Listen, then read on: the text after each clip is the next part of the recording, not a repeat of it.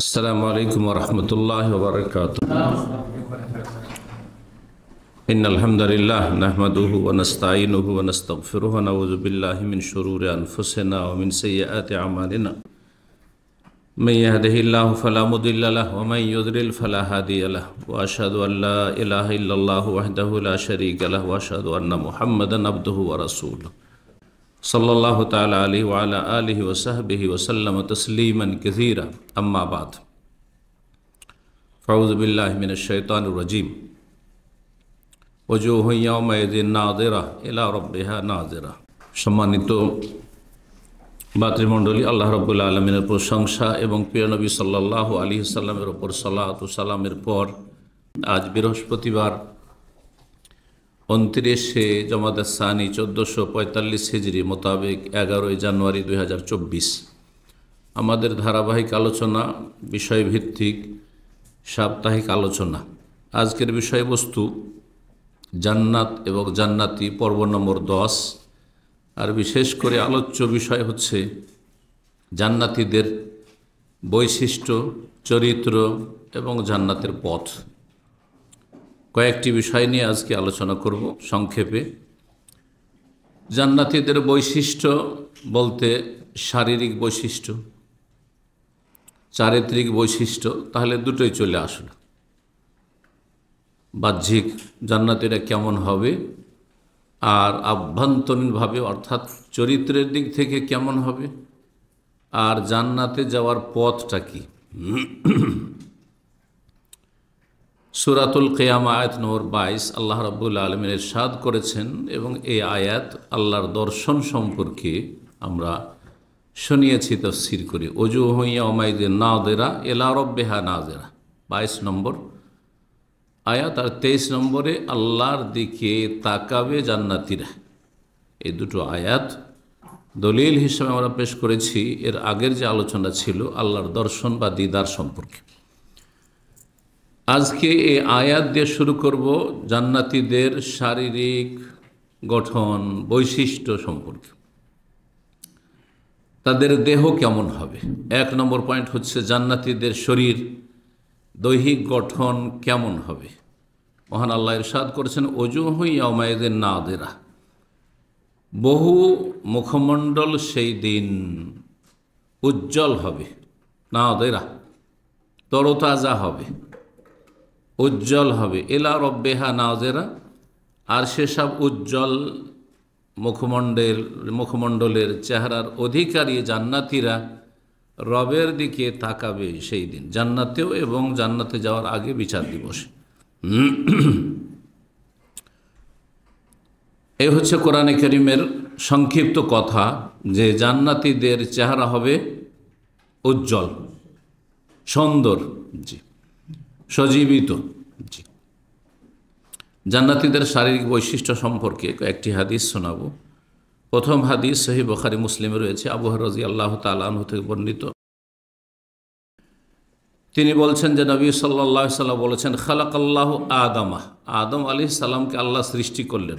ওয়াতুলহু সিত্তুনা যিরাআন, তার দৈর্ঘ্য ছিল, তিনি লম্বা ছিলেন কত? 60 হাত। 60 হাত লম্বা। প্রথম মানুষ, আমাদের পিতা, সকল মানুষের পিতা আদম আলাইহিস সালাম 60 হাত লম্বা ছিলেন। সহিহ হাদিস এটি। সুম্মা কাল, তারপরে বললেন আল্লাহ রাব্বুল আলামিন, যখন আত্মা সঞ্চার করলেন, রূহ দিয়ে দিলেন, তার আগে পড়েছিল একটি পুতুলের মতো, অঙ্গ প্রত্যঙ্গ মাটির তৈরি, আর শুকনো মাটি ঠন ঠন করে বাজছে, আর তাতে যখন রূহ দিয়ে দেওয়া হইল তখন বসলেন আর হাঁচিয়ে পড়ল, আলহামদুলিল্লাহ বললেন। আল্লাহ রাব্বুল আলামিন বললেন, ইযহাব, আদম তুমি যাও, ফাসাল্লিম আলা উলাইকা মিনাল মালাইকাতি, গিয়ে ওই যে একদল ফেরেশতা মালাইকা বসে আছেন ওদেরকে তুমি সালাম পেশ করো। ফাস্তামে মা ইউহাইয়ুনাকা তাহিয়াতুকা ওয়া তাহিয়াতু যুররিয়াতিক, আর তারপরে শোনো যে কি তারা জবাব দিচ্ছে তোমার সালামের জবাবে কি বলছে তারা, তুমি শোনো। সেটি হবে তোমার অভিবাদন, মানে তোমার সালামের পদ্ধতি, আর তোমার যারা বংশধর হবে কিয়ামত পর্যন্ত তাদের সালামের পদ্ধতি। তাহলে বোঝা যাচ্ছে যে সালাম এত গুরুত্বপূর্ণ একটি আমল, যে আমলটি প্রথম মানুষ থেকে শুরু হয়েছে। সেটা শুধু এই 1400 বছরের ইতিহাসে মুহাম্মদ রাসূলুল্লাহ সাল্লাল্লাহু আলাইহি সাল্লাম নিয়ে এসেছেন। ইসলামের অনেক বিধিবিধান আগে ছিল না, সেগুলি দ্বারা পূর্ণতা লাভ করেছে দিন ইসলাম। যদি সমস্ত আম্বিয়া রাসূলগণের দিন ইসলাম ছিল, কিন্তু অনেক বিষয় ছিল যেগুলি অন্য উম্মতের মাঝে সেসব বিধিবিধানগুলি মাসাইলের ক্ষেত্রে ছিল না। মৌলিক বিষয় সব এক ছিল, আকিদা মৌলিক বিষয়গুলি সব এক ছিল, আল্লাহ, পরকাল ইত্যাদি বিশ্বাস, ইমানিয়াত, জান্নাত, জাহান্নাম। সালামের বিষয়টি যদি একটি আমলের বিষয় আর সালাম দেওয়া সুন্নাত বিষয়, তারপরেও এই সালামের ইতিহাস অত্যন্ত প্রাচীন। প্রথম মানুষ আদম আলাইহিস সালাম গিয়ে সালাম বললেন। কি বললেন? গিয়ে বললেন আসসালামু আলাইকুম, আপনাদের প্রতি সার্বিক শান্তি বর্ষিত হোক। সালাম এমন একটি সুন্দর বাক্য যে আপনি সার্বিক শান্তি কারো জন্য কামনা করলেন, ছোট্ট একটি কথাই, দোয়া। সালাম হচ্ছে দোয়া, সার্বিক শান্তি। আসসালাম যাবতীয় রকমের শান্তি আপনার প্রতি হোক এই কামনা করি। যেমন আলহামদ মানে যাবতীয় প্রশংসা, সমস্ত রকম প্রশংসা, অন্তরের প্রশংসা, বাচনিক জবানের প্রশংসা, আমার অঙ্গ প্রত্যঙ্গ দিয়ে আল্লাহর গুণগান প্রশংসা, সব কার জন্য? আল্লাহর জন্য। আলহামদ। ঠিক তেমনি সালামনের জায়গায় যখন আসসালাম করলেন, যাবতীয় শান্তি। একজন মানুষ সুখে শান্তিতে থাকার জন্য যত রকমের শান্তি লাগে, মানসিক শান্তি লাগে, শারীরিক শান্তি লাগে, ইমানি শান্তি লাগে, হ্যাঁ, তারপরে আপনার আর্থিক শান্তি লাগে, পারিবারিক শান্তি লাগে, সামাজিক শান্তি লাগে, রাষ্ট্রীয় শান্তি, সমস্ত রকমের শান্তি, আর্থিক শান্তি। অর্থ আছে কিন্তু অনেকে খেতে পারছে না, অনেকে খেয়ে দিয়ে হজম করতে পারছে না, আউযুবিল্লাহ, নিকাশ করতে পারছে না, খেলে পান করলে আর নিকাশ হবে না, আউযুবিল্লাহ। আল্লাহ রাব্বুল আলামিন যেন এরকম খারাপ অবস্থা থেকে ভালো মানুষদের হেফাজত করেন। তো সার্বিক শান্তি এই সালামে রয়েছে। দুনিয়ার সমস্ত জাতি যেসব অভিবাদনগুলি পেশ করে থাকি, যে কোনো ভাষায় হোক না কেন, যে কোনো ভাষায় হোক না কেন, আপনি ভারতীয় সভ্যতায় অমুসলিম যারা হিন্দু রয়েছে তাদের যে অভিবাদন, হ্যাঁ, নমস্কার অথবা নমস্তে বা আর কিছু আদাব, তারপরে আপনি আপনার পশ্চিমাদের বা যারা ইংরেজি বলে তাদের গুড মর্নিং, গুড নুন, আফটারনুন, ওই সকালের জন্য শুধু কল্যাণ কামনা করার কতটুকু, ওই সকালবেলা, দুপুরবেলা, ওই বিকেলবেলা, রাত্রে, সীমিত সময় আর সীমিত আকারে। পক্ষান্তরে সালাম সার্বিক সালাম মানে সবসময় সালাম। এই নয় যে এখন শান্তিতে থাকেন আগামী দিনে নয়, দুনিয়ায় শান্তি থাকেন আখেরাতে নয়, সব জায়গায়। সালাম এমন একটি গুরুত্বপূর্ণ দোয়া যে আপনি কল্পনা করতে পারেন না এভাবে, যদি আপনি গভীরভাবে চিন্তা না করেন। দুনিয়ার কোনো মানুষের অভিবাদন এর সামনে আসতে পারে না। সালামে যেমন শ্রদ্ধা পেশ করা হয় তার চাইতে বেশি দোয়া, কারণ আমাদের মুসলিম সমাজের লোকের মনে সালাম দেওয়া মানে ওকে শ্রদ্ধা করা, সম্মান করা, সম্মাননা না, দোয়া। দোয়া যখন আপনি জানবেন ইয়াকিনের সাথে যে এটি দোয়া, তখন আপনার কচি কাজা ছোটদেরকে সালাম দিতে আপনি ইতস্তত বোধ করবেন না, আপনি পিছপা হবেন না। কারণ অনেকে আছে পরিবারে ঢুকে স্ত্রীকে সালাম দিবে, আবার ছেলে মেয়েকে সালাম দিবে না, ওদের সালাম ওরা দিলে নেবে, আর না হইলে ঘরে কিন্তু সালাম টালাম নেই। এটা আমাদের সমাজ, বাড়িতে সালাম নেই, সালামের প্রচলন নেই। না ছেলে মেয়েরা বাপকে সালাম দেয়, মাকে সালাম দেয় না, মা বাবা বাড়িতে ঢুকলো, ছেলে মেয়েরা আছে তাদেরকে কচি কাচা আছে 2-4-5 বছর 10 তাদেরকে সালাম দেয়। জি, এমনটা আসলে আজকাল যদিও আলহামদুলিল্লাহ শিক্ষার চর্চা হওয়াতে কিছু লোকের আমল করতে শিখেছে, কিন্তু আমরা ছোট থেকে দেখেছি এসব প্রচলন ছিলই না। ভালো ভালো ধার্মিক পরিবারে এসব প্রচলন ছিল না। সহিহ আকীদার দাবিদার তাদের ঘরে ওই সব প্রচলন ছিল না যে বাড়িতে সালাম দেবে ছোটদেরকে, এমন কিছু না। সালাম বাইরের লোকের জন্য, বাইরে গেলে কোথাও কারোর সাথে দেখা হলে সালাম। জি, আপনি যখন জানবেন যে এটি দোয়া, আসলে এটি সম্মান পেশ করা নয়। সম্মান পেশ করলে বড়কে করতাম, ছোটকে করতাম না। এটি দোয়া, যাকে ভালোবাসি আর যাকে ভালো মনে করি, যাকে মহব্বত করি, যার কল্যাণ চাই, তার জন্য আমি সালাম, তার জন্য সালাম। আসসালামু আলাইকুম বললেন আদম আলাইহিস সালাম। ফাকালু, তখন ফেরেশতাগণ জবাবে বললেন আসসালামু আলাইকা ওয়া রাহমাতুল্লাহ।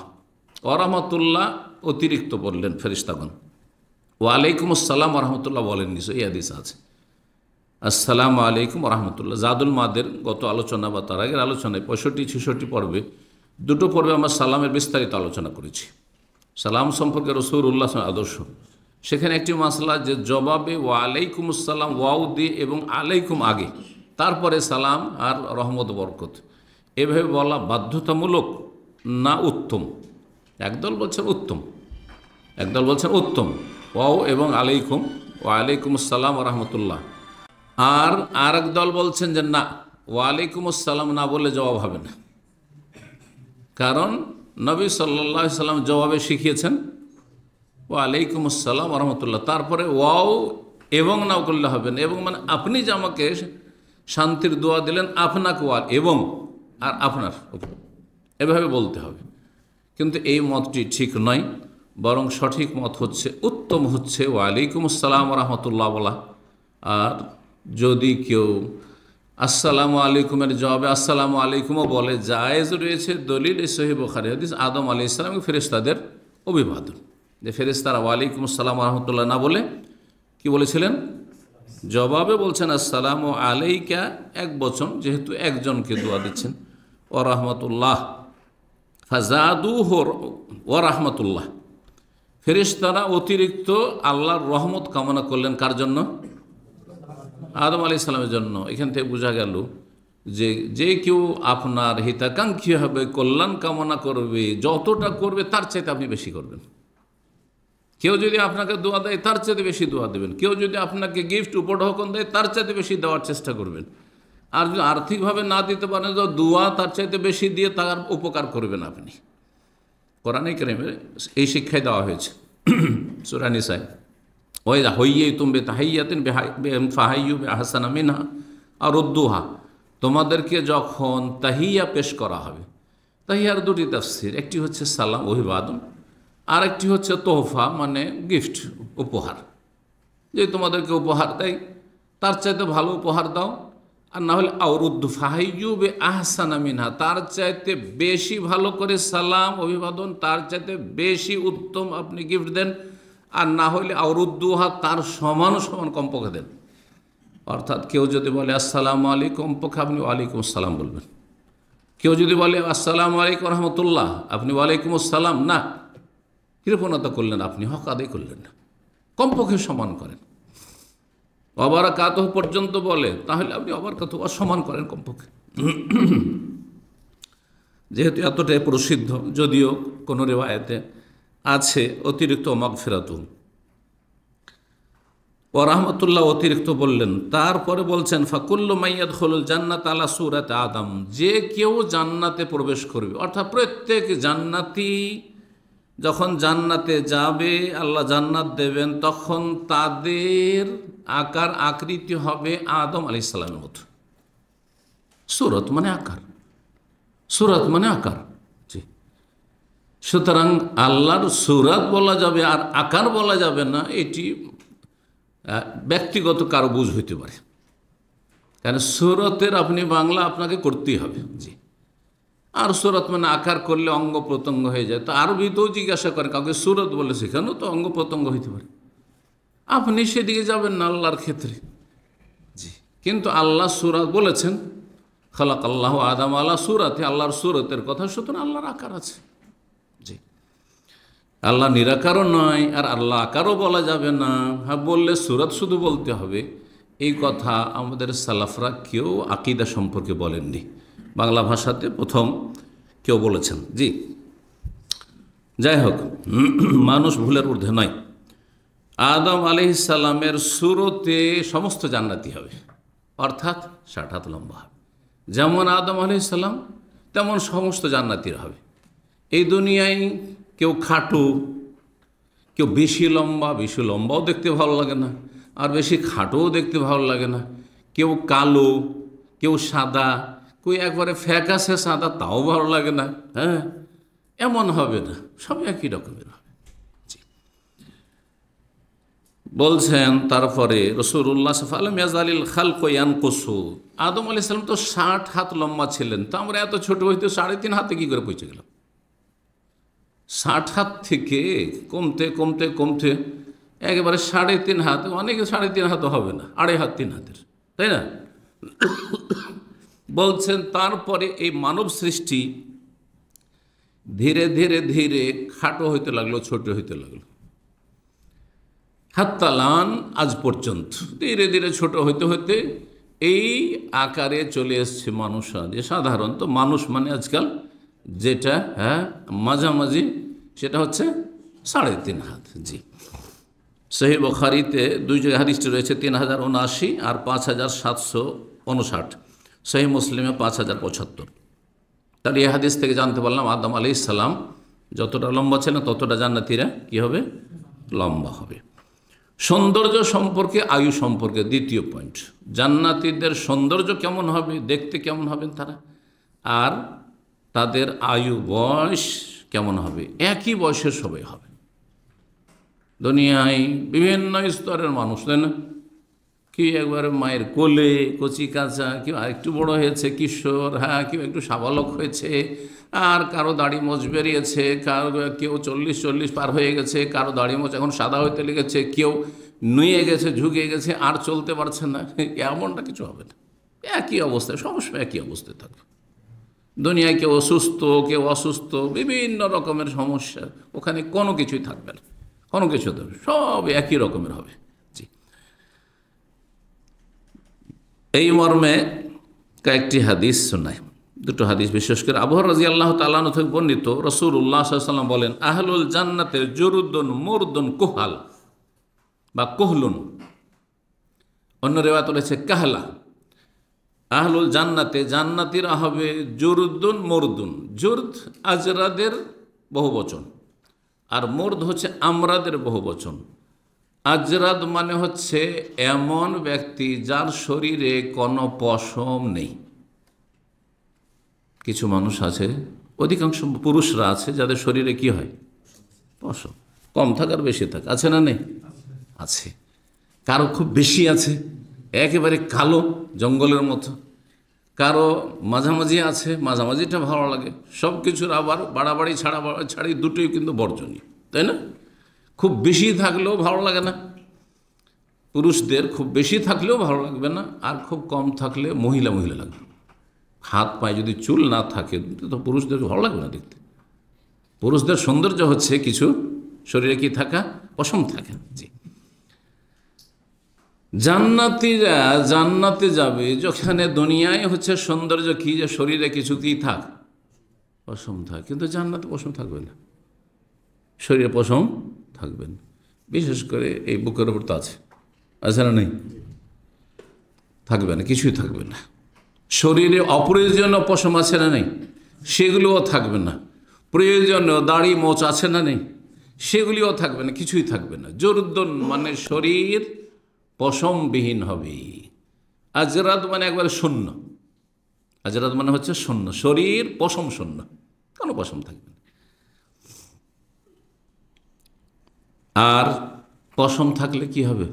পশম থাকলে বড় হবে, আর বড় হলে কাটার প্রয়োজন হবে, ঠিক না? আর যদি পশম থাকে তাহলে সেগুলি একসময় পাকবে, হ্যাঁ, আর পাকলে দুশ্চিন্তা যে কখন মরবো, এই তো দাড়ি সাদা হইতে লেগেছে, ওইসব কিছুই নেই যেহেতু, সুতরাং সেখানে শরীরে কোনো পশমই থাকবে না। তো জুরদুন মানে যার শরীরে কি থাকে না? পশম থাকবে না। আর মুরদুন আমরাদ বলা হয় এমন কিশোরকে যার দাড়ি মোচ এখনো গজায়নি। জি, দাড়ি মোচ এখনো গজায়নি। তো জান্নাতীরাকে জান্নাতে আল্লাহ যে দেবেন তাদের দাড়ি মোচ কিছু থাকবে না। আমরাদ যার মুখে কি নেই, কোনো রকমের দাড়ি থাকবে না, দাড়িবিহীন। তাহলে বোঝা যাচ্ছে দাড়িবিহীন থাকাটা সৌন্দর্য, তাই না? দাড়িবিহীন থাকাটা কি সৌন্দর্য, কারণ জান্নাতে আল্লাহ বেশি সুন্দর করবেন, এটা স্বাভাবিক বিষয়। তো এখান থেকে কারো প্রশ্ন জাগতে, সংশয় জাগতে পারে যে দাড়ি না থাকলে সৌন্দর্য, এই জন্য তো আমি দাড়ি মুন্ডন করছি। আর দাড়ি মুন্ডনকারীরা এই এই হীনমন্যতে ভুগছে, দুর্বল ইমানে ভুগছে, যে দাড়ি হইলে তো একেবারে মুখে বন জঙ্গল হয়ে যাবে, আর স্মার্ট স্মার্ট লাগবে না, স্মার্টনেসের পরিপন্থী। আর আমি তো একটা অফিস জব করি, আমাকে একটু স্মার্ট চলাফেরা করতে হবে, টাই টুই লাগিয়ে একবারে দাড়িবিহীন, আর মহিলার মতো সাজতে হবে, যার ফলে দাড়ি রাখে না। আচ্ছা, মহিলারাও অনেকে যারা খারাপ মহিলা, তারা স্বামীকে দাড়ি রাখতে বাধা সৃষ্টি করে। কেন? ওরা মনে করে যে এটা সৌন্দর্যের পরিপন্থী, সৌন্দর্যের পরিপন্থী। তুমি দাড়ি রেখে তো বুড়ো বুড়ো লাগবে, চাচা চাচা লাগবে তোমাদের, হ্যাঁ, শুধু দাড়ি রাখতে দেবে না। আমাদের এখানে কাতিফ এক ভাই ছিল, আমার সাথে হজ করেছিল 2005। তখনকার যুগে ফ্রি হজ ছিল, অথবা 2,500, 1,500, 2,000 লাগতো মাত্র, লাগলেও দাওয়াসানাগুলো থেকে হজ হতো। এত সহজ ছিল হজ। হতভাগা অনেক আছে, 20 বছর থেকে আছে ফরজ হজ করেন, শুধু টাকাই জমিয়েছে আর বাড়ি গাড়ি করেছে দেশে, হ্যাঁ, জায়গা কিনেছে, হ্যাঁ, আর বিল্ডিং তুলেছে। আর এখন যখন 10-15 লাগছে, তখন পেরেশান যে কী করে হজ করব। এই হতভাগা হয়তো হজ না করেই দেশে চলে যাবে, আর কত আক্ষেপ করছে। এই জন্য যে সময়টা পাচ্ছেন সেই সময়টাকে আপনি মূল্যায়ন করুন, তাড়াতাড়ি ভালো কাজে লাগান। সেই হতে পারে এই সময় থাকবেই না আপনার কাছে, দুনিয়া থেকে বিদায় নিয়ে নেবেন। আজকে বেঁচে আছেন, তারপর হজ করা মুশকিল হয়ে গেছে। 10,000, 12,000 টাকা জমানো অধিকাংশ মানুষের জন্য খুব মুশকিল হয়ে গেছে। কি বলছিলাম, কি বলতে গিয়ে হজের দিয়ে গেলাম, দাড়ি, হ্যাঁ, ওই যে কাতিফ ওই ভাই ছিল, হজ তো করলো, তখন দাড়ি ছিল না, খুব শিক্ষিত, বেশ শিক্ষিত, অফিস জব করে, দাড়ি নেই, আমার সাথে দাড়িও নেই, ওচও নেই। হজ করলো, হজ করার পরে হজের শেষ দিন মেনায় 12 অথবা 13 তারিখে বলছে, শেখ আপনাকে একটি কথা বলবো। তা হচ্ছে, আমি তো বদ্ধপরিকর যে আমি দাড়ি রাখবো, কিন্তু আমার স্ত্রী নাছোড়বান্দা, আমাকে দাড়ি রাখতে দেবে না, আমাকে দাড়ি রাখতে দেবে না। আমি এক কাজ করেন, আপনাকে জানাইতে হবে জরুরি নয়। আর তখনকার যুগে এই ভিডিও কলটা অত বেশি ছিল না, খুব সীমিত আকারে ছিল হয়তো, বা ছিলই না। তাই আমি বললাম যে আপনার কী বা প্রয়োজন, আপনি তাকে ছবি পাঠাবেন, চলে যাক, 6 মাস 1 বছর চলে যাক, এরকম দাঁড়িয়ে বাড়িয়ে দেন, ওকে জানায়েন না আপনি কি ইবাদত বন্দি করছেন না করছেন, নাকি স্ত্রীকে জানাইতে হবে, ছেলে মেয়েকে জানাইতে হবে, দুনিয়াকে না, রব জানলেই হলো। আপনি দাঁড়িয়ে রেখে দেন, কিছুই বলবেন না তাকে, দাঁড়িয়ে রেখেছি রাখিনি কিছুই বলবেন না। যাবেন, হঠাৎ করে দেখবে তার পোষাবে, থাকবে, না হলে মাস সালামা বিদায় নেবে। তো তাই করেছে। আর তারপরে ছুটি গেছে, হঠাৎ দেখে তো ওই মহিলা তো মানে যেন হার্ট অ্যাটাক তার। অল্লাহ ছুটি থেকে ফিরে এসে বলছে সে ভাই যে দাড়ি রেখেছে, আমার দাড়ি ধরে ঝুলে গেছে, আমার দাড়ি ধরে আমার স্ত্রী ঝুলে গেছে, ছাড়বে না, নাসর বান্ধব দাড়ি মুন্ডন করো। আর কান্নাকাটি শুরু করে দিয়েছে। আমি কান্নাকাটি করে ওর বাবার বাড়ি চলে যাক, হ্যাঁ, পথের ভিখারি হয়ে যাক, আপনি আল্লাহর ফরজ আদায় করবেন, ওয়াজিব দাড়ি রাখেন। জি, আলহামদুলিল্লাহ দাড়ি রেখেছে, বেশ লম্বা দাড়ি, তারপরে অনেক দিন ছিল, জানি না এখন কোথায় আছে। ইমান মজবুত হইতে হবে। আপনি আল্লাহর গোলাম, স্ত্রীর গোলাম না, রাষ্ট্রপতি প্রধানমন্ত্রীর গোলাম না। যদি জায়েজ কথা বলে তাহলে রাষ্ট্রপ্রধানের আনুগত্য সামে না, ও আতা না। আর হারাম কথা বললে তোমরা হারাম করো, আমরা হারামে নেই, তোমরা রবের কাছে জবাব দিবে, তোমাদের জন্য আমরা চিন্তিত না, হ্যাঁ, আমার হিসাব আমার রবে নেবে, আমি নিজে ভালো মানুষ হব। আমাকে জায়েজ কাজ বলো, সরকার তোমার কথা শুনছি। তো এটা কেন, আসল এখানে কেন গেলাম? জান্নাতীদের মুখে দাড়ি থাকবে না, মোষ থাকবে না, শরীরে পশম থাকবে না, এখান থেকে স্বাভাবিক। কেন থাকবে না এর উত্তর যে সুন্দর লাগবে, ঠিক না? তো যদি জান্নাতি এত সুন্দর লাগে সেজন্য দাড়িবিহীন সমস্ত জান্নাতি হয়, তো দুনিয়াতে সুন্দর হওয়ার জন্য আমি দাড়ি রাখবো না, এরকম কেউ যদি বলে তো ওকে কি বলবেন? এর উত্তরটা শিখে রাখেন। এর উত্তর হচ্ছে, দুনিয়া হচ্ছে দারুত তাকলিফ, আর আখেরাত হচ্ছে, পরকাল হচ্ছে দারুল জাজা। দারুত তাকলিফ মানে এখানে আপনাকে ইসলামের বিধিবিধানের বোঝার তকলিফ দেওয়া হয়েছে, মোকাল্লাফ করা হয়েছে। আপনি এখানে আল্লাহর গোলামি করবেন, এই জন্য আল্লাহ সৃষ্টি করেছেন। ওমা খালাকতুল জিন্না ওয়াল ইনসা ইল্লা লিয়াবুদুন, আমি জিন এবং মানুষকে সৃষ্টি করেছি আমার এবাদত। এবাদত মানে আল্লাহর আদেশ নিষেধ মেনে চলা। যেমন আদেশ আল্লাহর মেনে চলবেন, তেমনি নিষেধ মেনে চলবেন। আল্লাহর আদেশ যেমন কোরআনে কারীমে রয়েছে, তেমন রাসূলুল্লাহ সাল্লাল্লাহু আলাইহি ওয়াসাল্লামের আদেশ নিষেধগুলি আল্লাহরই আদেশ। মান ইউতিউর রাসূলা ফাকাদ আতা আল্লাহ, যে রসুলের আনুগত্য করলো সে আল্লাহর আনুগত্য করলো। তো দুনিয়ার বিধান হচ্ছে যে পুরুষ তোমাদেরকে আমি দাড়ির নিয়ামত দিয়ে নারীদের থেকে স্বতন্ত্র করেছি, তোমাদের জন্য দুনিয়াতে সৌন্দর্য হচ্ছে দাড়ি, সুতরাং তোমরা দাড়ি রাখবে। ওয়াফুল্লোহা, যেই রসুল সাল্লাল্লাহু আলাইহি ওয়াসাল্লাম জান্নাতীদের এই বৈশিষ্ট্য, শারীরিক বৈশিষ্ট্য যে দাড়িবিহীন হবে, যিনি বর্ণনা করেছেন রাসূলুল্লাহ সাল্লাল্লাহু আলাইহি ওয়াসাল্লাম, তিনি বলছেন ওয়াফুল্লোহা, দাড়ি বাড়াও, দাড়ি বাড়াও, দাড়ি লম্বা করো, দাড়িকে ছেড়ে দাও। ওয়াফিরুল্লোহা, বেশি পরিমাণ দাড়ি করো। জি। ওয়ারখুল্লোহা, দাড়িকে ঝুলিয়ে দাও।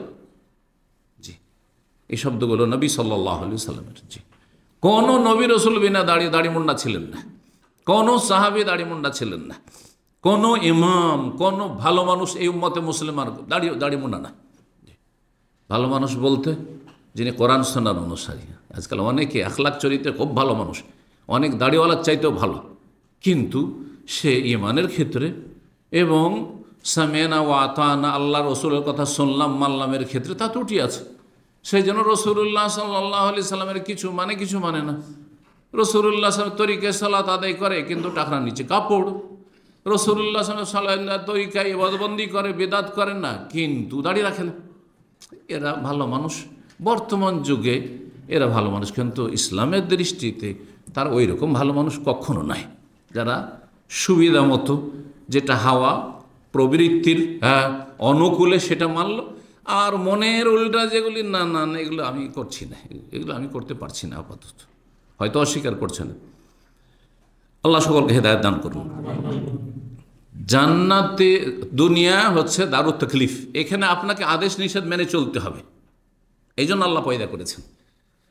আর আখেরাত, সেখানে কোনো দায়িত্ব নেই। সেখানে বলা হবে না যে তুমি জিকির আজকার করো, সেখানে বলা হবে না তুমি নামাজ পড়ো, সালাত আদায় করো, সেখানে বলা হবে যে আজকে তুমি সিয়াম পান করো, রোজা রাখো, এই যাকাত সাদকা করো। হ্যাঁ, না না না, কিছু নেই সেখানে। দারুল জাযা, যা দুনিয়ায় করে এসছে মাত্র 50-60 বছরে, ওর মধ্যে তো 14-15 বছর নাবালকই থাকলে, হ্যাঁ, যা কিছু করেছো তার প্রতিদান জগতে স্থায়ী জগৎ জান্নাত। সুতরাং সেখানে আল্লাহ রাব্বুল আলামিন জান্নাতীদেরকে এমনভাবে জান্নাতে সৃষ্টি করবেন পুনরায়, বা তাদের পুনরুত্থান করবেন যে তারা কি হবে, দাড়িবিহীন, শরীরে পশমবিহীন, দাড়িবিহীন, মোচবিহীন হবে।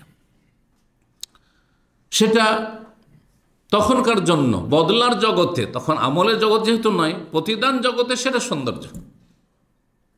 যেমন স্ত্রীর ক্ষেত্রে বিষয়টিকে বুঝে না আরো খুলে, স্ত্রীর ক্ষেত্রে কোনো মহিলার যদি মুখমণ্ডলে দাড়ি থাকে, মোচ থাকে, তো তার স্বামীকে ভালো লাগবে? কারণ আপনি যে সম্ভোগ করছেন সেটার দাবি হচ্ছে যে মুখমণ্ডল পশমবিহীন থাকে। তো ঠিক ওই রকমই আপনার স্ত্রী হুরে ইনও সম্ভোগ করবে পূর্ণ মাত্রায়, কোনো দায়িত্ব নেই যে এখানে আদেশ নিষেধ দাড়ি রাখতে হবে, এই করতে হবে না, সেই জন্য দাড়িবিহীন হবে। জি, সুতরাং সেটাকে দুনিয়ার ক্ষেত্রে টেনে নিয়ে আসলে হবে না, সেটি বদলার জগৎ। আর দুনিয়া হচ্ছে আমলের জগৎ, কর্মজগৎ। এখানে কাজের সুযোগ আছে, আমলের সুযোগ আছে, বদলা নাও পেতে পারেন। আখেরাতে আমলের কোনো সুযোগ নেই, সংশোধনের সুযোগ নেই, কিন্তু বদলা অবশ্যই পাবেন, দুনিয়া যা করে যাবেন। আল্লাহ তৌফিক দান করুন। কহলুন, আর সুরমা চক্ষু বিশিষ্ট হবে। প্রত্যেক জান্নাতীর চোখ দেখলে মনে হয় যে সুরমা লাগানো আছে, অথচ সুরমা লাগানো নেই। কিছু কিছু মহিলা পুরুষ আছে, তাদের চোখ দেখতেই সুন্দর লাগে, চোখেই যেন জাদু আছে। আমি দেখেছি ছোটকালে আমাদের এলাকায় একটা মেয়ে, একেবারে রং কালো, মানে এত কালো এখানে খুব কম আছে, একটা দুটো থাকতে পারে হয়তো, আমার সামনে যারা আছে, কালো চুকচুকে কালো, কিন্তু দেখতে অনেক ফর্সা, সাদার চাইতে সুন্দরী। কিসের জন্য? মনে হচ্ছে যে সবসময় সুরমা লাগানো আছে, চোখগুলি এত সুন্দর, আকর্ষণীয়। তো জান্নাতে পুরুষ নারী তারা কি হবে? সুরমা চক্ষু বিশিষ্ট হবে, যেন সুরমা লাগানো আছে, মানে সৌন্দর্য। লায়াফনা শাবাবহম, তাদের যৌবন কখনো ক্ষয় হয়ে যাবে না দুনিয়াতে। একসময় আমরাও যুবক ছিলাম, আপনারা ছিলেন, এখন বয়স বেড়ে চলে এসছে না, এখন দুর্বলতা বিভিন্ন চলে আসছে ধীরে ধীরে। এই চোখের জন্য চশমা লাগতো না। এই দাম্মামের ইতিহাসে 2008-10 পর্যন্ত চশমা লাগেনি, 2008-10 পর্যন্ত চশমা লাগেনি, বিনা চশমাতে আলোচনা করেছি। এখন বিনা চশমাতে দূরে তো আলহামদুলিল্লাহ অসুবিধা নেই এটা আবার, কিন্তু রিডিংয়ের ক্ষেত্রে দেখতে বড়ই অসুবিধা। যদি একটু দেখার চেষ্টা করি চোখে পানি চলে আসবে, হয়তো দেখতে পাবো কষ্ট করে, কিন্তু চোখে পানি চলে আসবে। এইটা হচ্ছে দুর্বলতা। দুনিয়ার যৌবন স্বভাব নিঃশেষ হয়ে যাবে, ক্ষয় হয়ে যাবে, কিন্তু জান্নাতে লা ইয়াফনা শাবাবহুম, তা ক্ষয় হবে না। ওয়ালা তাবলা সিয়াম, সেখানকার কাপড় চোপড় পুরানো হবে না, ছিঁড়ে যাবে না। দুনিয়াতে যত সুন্দর, এত সুন্দর সুন্দর কাপড়, মাঝে মাঝে মনে হয় যে এই লুঙ্গিটা যদি না ছিঁড়তো, এত পছন্দ, ওই রকম লুঙ্গি আর খুঁজে পাওয়া যায়। এই এই যে জামাটা আছে এটা যদি না ছিঁড়তো, না পুরাতন হইতো, কারণ এইরকম কাপড় কোয়ালিটি আর পায়নি। হয়, এটা সবার আছে এরকম অভিজ্ঞতা, কিন্তু তা হবে না। হাদিস তিরমিজি 2462, আল্লামা আলবানী রাহিমাহুল্লাহ হাদিসটিকে হাসান বলেছেন, সহিহুল জামে 2525 নম্বর। আর একটি হাদিস শোনা এই মর্মে, জান্নাতীদের শারীরিক বৈশিষ্ট্য সম্পর্কে। আবু হুরায়রা রাদিয়াল্লাহু তাআলা আনহু বর্ণিত, নবী সাল্লাল্লাহু আলাইহি ওয়াসাল্লাম বলেন, ইয়াদখুলু আহলুল জান্নাতিল জান্নাহ, জান্নাতীরা জান্নাতে প্রবেশ করবে, তখন তারা জুরদান, মুরদান, বিরদান, জিআদান, মুকাহহালিন। আরও কিছু বৈশিষ্ট্যের কথা বলেছেন এই হাদিসে নবী সাল্লাল্লাহু আলাইহি ওয়াসাল্লাম। তাদের শরীর পশমবিহীন, শরীরে কোনো রকমের কেশ পশম থাকবে না। মুরদান, মুখমণ্ডলে দাড়ি মোছ থাকবে না। বিজান, তারা উজ্জ্বল ফর্সা হবে, কেউ কালো আর সামলা থাকবে না, সে উজ্জ্বল ফর্সা, যে ফর্সা দেখতে ভালো লাগে। দেখেন, একবার ফ্যাকসা ফর্সা ভালো লাগে না, ফ্যাকাশে ফর্সা ভালো লাগে না, যেই ফর্সায় লাল হয়ে আছে মনে হচ্ছে, হ্যাঁ, রক্ত মিশানো, সেটা সবচেয়ে সুন্দর লাগে। তো উজ্জ্বল ফর্সা হবে। যে আদান, আর চুলগুলি হবে, মাথার চুল হবে হালকা ঘুংরুলা। চুল 3 রকমের মানুষের, আজকাল বা মানব জাতির ইতিহাসে 3 রকমের চুল। এক রকম চুল একবারে সিধা লম্বা, একেবারে লম্বা, এটা আমাদের ভারত উপমহাদেশে অধিকাংশ মানুষের দাড়ি দেখে লম্বা হয়ে চলে যাচ্ছে, চুল একবার লম্বা, কিসের মতো? ওই ঘোড়ার সামনের কি বলে ওইটাকে, হ্যাঁ, ঝুঁটি, হ্যাঁ, ঘোড়ার ঝুঁটির মতো, কেন সোজা না, তাতে কোনো ঘুংরালা আছে নেই, এটা অত সৌন্দর্য না। আর একটি হচ্ছে আফ্রিকান চুল, কালোদের, এত ঘুংরোলা, একবারে এইরকম হয়ে আছে। জি হ্যাঁ, আমার এক বন্ধু, উত্তর দিনাজপুরের বাড়ি, আমার শ্বশুর গ্রামে, সে এখন সে প্রিন্সিপাল হয়ে আছে কলেজে, মানে মাদ্রাসায় পড়ি, জামিয়া সালফিয়া বেনারসে পড়ার পরে ও মদিনা আসার চেষ্টা করলো, যখন হইল না তখন অন্য লাইনে চলে গিয়ে জামিয়া মিলিয়া থেকে সে পিএইচডি করলো, বিএ, এমএ, আর ওইদিকে আবার ভালো আলেম, আরবিকের উপর পিএইচডি করলো, আর তারপরে লেকচারার হলো, প্রফেসর হলো, তারপরে এখন প্রিন্সিপাল। তো সে 3 জন আফ্রিকান জামিয়া সালফিয়া বেনারসে পড়াশোনা করতো 1986-87 কথা। আফ্রিকা থেকে, সুদূর আফ্রিকা, কেনিয়া, সম্ভবত কেনিয়া থেকে লেখাপড়া করার জন্য এসেছে বেনারসে। তো কয়েকজন ওস্তাদ ছিলেন, তারা বিশেষভাবে আরবিতে তাদের ক্লাসগুলি স্পেশালি করাতেন। তো তাদের চুল, তাদের ছাদের উপরে একদিন চুল কাটছে, এ মনে করছে একটু খেলতামাশা করছে, চুলগুলো একটু লেড়ে দেখেছে, মানে জীবনে তো দেখেনি আফ্রিকানদেরকে, ওদের চুলও দেখেনি, চুলগুলো একটু লেড়ে দেখেছে। যাদের মধ্যে কিছু দুর্বলতা থাকে তারা হীনমন্যতা ভোগে, ঠিক না? যাদের মধ্যে দুর্বলতা থাকে তারা হীনমন্যতায় ভোগে। আমার ভাষাটা বুঝছেন না? আপনি নিজেকে যদি গরিব মনে করেন তো সবসময় আপনার মনে একটা অসহসা হবে যে ধনীরা মনে আমাকে তুচ্ছ মনে করছে, হ্যাঁ, অহংকার করছে, এরকম একটা রোগ কাজ করতে পারে। তো যেহেতু তারা কালো মানুষ, হ্যাঁ, তো তাদের মনে একটা হীনমন্যতা আছে যে আমাদেরকে অন্যরা, সাদারা হয়তো আমাদেরকে ছোট নজরে দেখছে বা ঘৃণার নজরে দেখছে। যখন চুলগুলো একটু নেড়ে দেখেছে, ভালো লেগেছে, দেখুন নাড়তে খুব সফট ওদের চুলগুলো, তাই না? খুব চিকন যেহেতু থাকে আর ঘুংরুলায় আছে, ওতে তারা এমন মাইন্ড করেছে আমাদেরকে নিয়ে, তুই কি করলি, ঠাট্টা উপহাস করলি, আর পড়া পড়া ভালো করে ধুয়ে দিয়েছে, মায়ের দিয়েছে। তিনজন মিলে একজনকে ভালো মায়ের খেয়েছে। মার খাওয়ার পর এসে কর্মকর্তা যারা আছে জামে সালফি, তাদের কাছে এসে অভিযোগ করলো। ঘটনা কি ঘটনা হচ্ছে, ওরা বলছেন আমাদেরকে নিয়ে ঠাট্টা উপহাস করেছে, আমাদেরকে নিয়ে উপহাস করেছে, সেই জন্য আমরা মেরেছি। কেন আমাদের চুল নিয়ে এরকম ঠাট্টা মজাক করলো? হ্যাঁ, সেই জন্য মেরেছি। আরও বলছেন না, আসলে আমি জীবনে দেখিনি, একটু নাড়াচাড়া করে দেখেছি। এই জন্য একটু কমন সেন্সও থাকতে হবে, যে কোনটাতে মানুষ মাইন্ড করতে পারে, কোন কথাই মাইন্ড করতে পারে। এখন আপনি আপনার কথাতে অহংকার আছে না নেই, এটা প্রকাশ পাবে। আপনি এমন কথা বলবেন না যেটাতে অন্য লোককে কষ্ট লাগে, অন্যকে কষ্ট লাগে। তো যাই হোক, বলছিলাম যে খুব বেশি ঘোংরোলা চুল ভালো লাগে না, আর একেবারে সোজা লম্বা দাড়ি বা চুল ওটাও অত ভালো লাগে না। সবই আল্লাহর সৃষ্টি। কোনটা ভালো লাগে? হালকা হালকা ঢেউ হয়ে থাকে, সিথি করছে না, ঢেউ ঢেউ সিথি একটু হচ্ছে, লম্বাও আছে, এমন নয় যে একবারে হচ্ছে, আর একটু ঢেউ ঢেউ হয়ে আছে। এটা সবচেয়ে বেশি ভালো লাগে। নবী সাল্লাল্লাহু আলাইহি সাল্লামের চুল এরকম ছিল, হাদিস আছে। হালকা ঘোংরোলো ছিল, একেবারে লম্বাও ছিল, লাইসা বিসাবতে ওয়ালা বিল জাদিল কাতিত, আর এমন ঘোংরোলো না যে একটা আর একটার মধ্যে ঢুকে যাচ্ছে, এমন না, একেবারে এইরকম হবে। তো বলছেন যে আদান, হালকা ঘোংরোলা চুল হবে জান্নাতীদের, আর মোকাহালিন, আর তাদের চক্ষু হবে সুরমা চক্ষু বিশিষ্ট, চোখে যেন সুরমা লাগানো আছে, অথচ সুরমা লাগানো নেই, সৃষ্টিগত। আবনাও সালাসিম ওয়া সালাসিন, তাদের আয়ু হবে 33 বছর। 33 বছর, সবাই পুরুষ নারী সবাই 33। কেন? এই জন্য যৌবন পূর্ণতা লাভ করে 33-এ গিয়ে। যৌবনের আসল স্বাদ মজা 30-এর পরে, এই 32-33 সময়টা, আর তারপর এটা 40 পর্যন্ত চলতে থাকে, আর তারপরে 40 পরে ধীরে ধীরে কমতে লাগবে। কিন্তু তো যৌবনের পূর্ণতা লাভ হয় 33-এ। 40 বছর বয়সে সমস্ত নবী রসুলকে নবুয়তের রিসালাত দেওয়া হয়েছে। কেন? কারণ জ্ঞানের পরিপক্কতা 40 বছরে হয়, জ্ঞানের পরিপক্কতা 40 বছরে সাধারণত হয়। আলা খালকে আদম, আদম আলাইহিস সালামের মতো তাদের সৃষ্টিগত গঠন হবে। সিত্তুনা জিরাআন ফি আরদি সাবি আযরাইন, 60 হাত লম্বা হবে, আর আরদ মানে প্রস্থ, তাদের প্রস্থ হবে, চওড়াই হবে 7 হাত। বডি আমাদের 1 হাত না, ওটা মানুষগুলো হয়ে যাবে, তাই না? তখন জান্নাতে কত হাতের হবেন আপনি? সাইডে 7 হাত, 7 হাত এদিকে। আর 7 হাত না হয়ে যদি এইরকম বডি হয় আর 60 হাত লম্বা হতে, দেখতে ভালো লাগবে? তো যেমন লম্বা হইতে হবে তেমন সাইডেও হইতে হবে, তাহলে না ভালো লাগবে। জি, মোটার সাথে লম্বা হইলে লম্বাই মনে হয় না, কিন্তু হ্যাংলা পাতলারাই লম্বা হয়ে যদি উঠে যান তখন মনে হয় যে কত লম্বাই।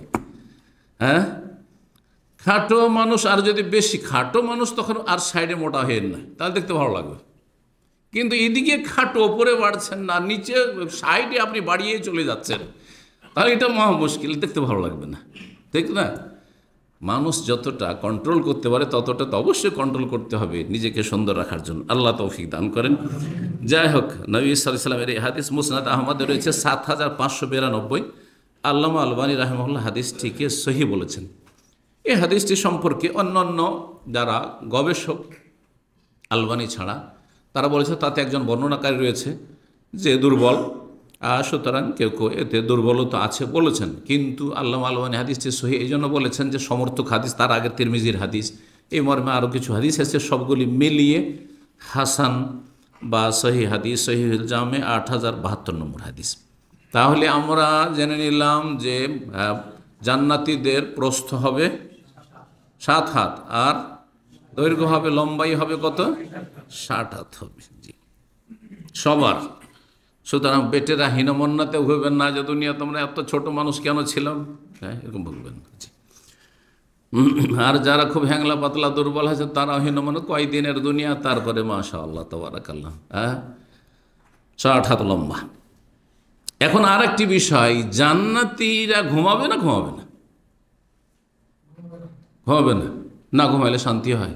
একদিন ঘুমাবেন না তো, আজকে ঘুমাবেন না, কালকে ডিউটি করেন, 12টা বেজে যাবে, তাই না? এই সফরে গিয়ে ঘুমটুম ঠিক হয়নি, এই যে গলা খারাপ, তো শরীর খারাপ, তো আপনার অ্যালার্জি, তো কত রকমের বালা মুসিবত, তাই না? কিসের কারণে? ঘুমটা পূর্ণ হলে সব মোটামুটি ঠিক, ঘুম ঠিক, সব ঠিক। জি, আল্লাহ আকবার। দুনিয়াতে ঘুম নিদ্রা আল্লাহর বড় নিয়ামত, কিন্তু জান্নাতে নিদ্রা হচ্ছে দুর্বলতা। জান্নাতে নিদ্রা হচ্ছে দুর্বলতা, আর জান্নাতিরা দুর্বলতা মুক্ত থাকবে। সুতরাং জান্নাতে কোনো ঘুম নেই। আর ঘুম মানে এই সময়টা নষ্ট গেল, ভোগবিলাস করতে পারলেন না আপনি, তাই না? চিন্তা করেন, আমরা প্রতিদিন যদি 6 ঘন্টা, অনেকে তো 8 ঘন্টা 10 ঘন্টাও ঘুমান, তারা হিসাব করেন তো, আপনার বয়স ধরে আল্লাহ দিয়েছেন 60, আর 60 বছরের মধ্যে প্রতিদিন 8 ঘন্টা করে ঘুমাচ্ছেন বা 6 ঘন্টা ঘুমাচ্ছেন, তাহলে কত বছর ঘুমাইলেন? 6 ঘন্টা হলে ক বছর ঘুমাইলেন? তাড়াতাড়ি হিসাব করেন। 8 ঘন্টা হইলে 20 বছর ঘুমিয়ে নিলেন আপনি। চিন্তা করেছেন কোনোদিন এভাবে? আর যদি 6 ঘন্টা, 6 ঘন্টার নিচে তো সাধারণত কেউ ঘুমায় না, 6 ঘন্টা ঘুমাতে হবে যদি শরীরটাকে সুস্থ রাখতে হয়। চাहे একবারে না হলে একবারে 5 ঘন্টা, তারপরে আর কিছু মিলিয়ে 6 ঘন্টা। জি, 6 থেকে 8 ঘন্টা, 8 ঘন্টার বেশি ঘুম উপকারী নয়, অপকারী। আর 6 ঘন্টার কম ঘুম উপকারী নয়, সেটাও ক্ষতি করতে পারে। জি, সুতরাং যারা দুনিয়ার জন্য ছোটাছুটি করছেন, অথবা অনেকে দিন শিখার ক্ষেত্রে আলেম ওলামারা অনেকে কঠোর পরিশ্রম করে ইলম হাসিল করতে গিয়ে অনেক সময় শরীরের উপরে জুলম অত্যাচার হয়ে যাচ্ছে, বা শরীরের জন্য সেটা আপনার বরদাস্ত করা মুশকিল হয়ে যাচ্ছে, তার একটা সাইড এফেক্ট অবশ্যই আছে, পার্শ্ব প্রতিক্রিয়া আছে। এই জন্য মধ্যম পন্থা অবলম্বন করা ভালো। জি, মাঝে মধ্যে সেটা আলাদা কথা, মাঝে মধ্যে সেটা ভিন্ন বিষয়। যাই হোক, জান্নাতীদের সম্পর্কে শুনেন হাদিস। জাবের রাদিয়াল্লাহু তাআলা আনহু বলছেন, হ্যাঁ, কথাটি পূর্ণ করি যে আপনি 15 বছর বা 20 বছর, 60 বছর, আমার 60 বছর হয়ে গেল, প্রায় হয়ে গেছে। তাহলে চিন্তা করেন তো যে তারপরে একসময় ছিল যৌবনকাল, তখন তো হিসাবই ছিল না ঘুমের। হিসাব তো যখন জ্ঞান বুদ্ধি হইল, ভালো 20 বছর 25 বছর, 25 বছর পরে এগুলো বুদ্ধি হয়েছে যে একটু কম ঘুমাইতে হবে, একটা লিমিটেড, তাই না? কিন্তু তখন তো হিসাবই ছিল না, তাও 10 ঘন্টাই ঘুমাইছে না। তাহলে এইভাবে গড়ে আমরা ঘুমিয়ে 20-60 বছর বয়স যদি পাই, তাহলে 20 বছর ঘুমিয়েই কাটিয়ে দিয়েছে। ঘুমের সময় কোনো জিকির আজগার করেছেন, ইবাদতবন্দি করেছেন, কোনো নেক আমল করেছেন, কোনো রোজি রোজগার করেছেন না, দুনিয়ার কল্যাণ করেছেন না দিনের করেছেন, শুধু ঘুমিয়ে 20 বছর কেটে গেছে। একটা যদি 20 বছর ঘুমাইতেন আসহাবে কাহফের মতো, হ্যাঁ, চলে গেছে, অতিই চলে গেছে। সুবহানাল্লাহ, 20টা বছর চলে গেল 60 বছরের ভিতরে, আসলে 40 বছর। এই 40 বছরের মধ্যে 15 বছর মাইনাস আরও, হ্যাঁ, কি ওই শিশুকাল চলে গেছে 14-15 বছর। আর তার মধ্যে মেলা অসুস্থতা, যে সময় ঠিকভাবে ইবাদতবন্দি করতে পারেননি আপনি, ভালো করে ইবাদতবন্দি করতে পারেন, কোনো রকম করে যদি ফরজটা আদায় করেন তো করেছেন। আর যারা আধা নামাজি, বেনামাজি ছিল, দীর্ঘ সময় ধরে বেনামাজি, তারা কত সময় নষ্ট করেছে। এই বাকি সময় যেটা আছে তাতে কত সময় নষ্ট করেছে, ফরজ ওয়াজিব আদায় করেনি। তাহলে যখন আল্লাহ আয়ু সম্পর্কে জিজ্ঞাসা করবেন, ওয়ান উমরিহি ফিমা আফনা, বয়স সম্পর্কে হিসাব দাও। 5টি প্রশ্ন হবে না? হবে না কিয়ামতের মাঠে? তার একটি হচ্ছে আয়ু সম্পর্কে, ফিমা আফনা, কোথায়? বলছে আল্লাহ, তুমি 60 বছর বয়স, আমি তো প্রায় ঘুমাইতাম, 30 বছর ঘুমিয়েছি। বলবে হ্যাঁ, তারপরে আর কি করেছো নামাজের সময়গুলো? বলছে ঘুমিয়েছি। এই 40 বছর 50 বছর বয়সে আমি নামাজ শুরু করেছি, সালাত শুরু করেছি। এভাবে হিসাব দেবেন? আল্লাহ তওবা করে ফিরে আসার তৌফিক দান করেন। অতীতে যা হয়ে গেছে করার কিছু নেই, আগামীর জন্য সচেতন হন, সজাগ হন, আল্লাহ তৌফিক দান করেন, আল্লাহ কবুল করেন। জাবের রাদিয়াল্লাহু তাআলা আনহু বলছেন যে সাআলা রাজুল রাসূলুল্লাহ, জনৈক ব্যক্তি রাসূলুল্লাহ জিজ্ঞেস করলো, আয়ানামু আহলুল জান্নাহ, জান্নাতীরা কি ঘুমাবে? কালা আন-নাওমু আখুল মউত, নিদ্রা হচ্ছে মরণের ভাই। জি, নিদ্রা মরণের মতোই, মানুষ মারা গেলে কিছুই টের পায় না স্থায়ীভাবে, আর ঘুমিয়ে গেলে চোর বাড়িতে ঢুকে সব কিছু নিয়ে চলে যাচ্ছে, কোনো খবর নেই, কোনো খবর নেই, কোনো খবর নেই। তারপরে আল্লাহ রাব্বুল, এখানেও কিন্তু আত্মা চলে গেছে শরীর থেকে। নিদ্রার সময় সাময়িক আত্মা শরীর থেকে চলে গেছে, তার ধরন আল্লাহ ভালো জানেন। আর তারপরে আল্লাহ ফিরিয়ে দিতে চান, তখন ফিরে আসে সেটা।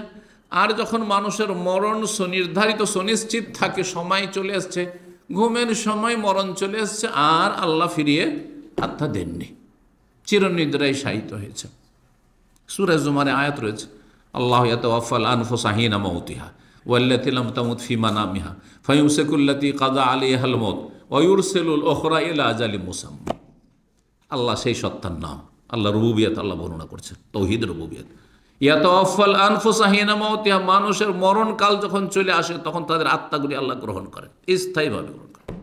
হিনা মাউতিহা ওয়াল্লাতী লাম তামুত, আর যার মরণকাল ঘনিয়ে আসেনি, এখন কিছু সময় পৃথিবীতে আছে, হ্যাঁ, তার তকদিরে ফি মানামিহা, তার নিদ্রার অবস্থায় আত্মাগুলি আল্লাহ গ্রহণ করেন। তাহলে আত্মা দুই অবস্থাতে আল্লাহ গ্রহণ করে, আল্লাহর কাছে চলে যায়। আমাদের রূহগুলি ঘুমের অবস্থায় আল্লাহর কাছে চলে যায়, আর মরণ হইলেও আল্লাহর কাছে চলে যায়। এই জন্য হাদিসে বলা হয়েছে আন-নওমু আখুল মৌত, নিদ্রা হচ্ছে মরণের ভাই, মরণের সদৃশ্য।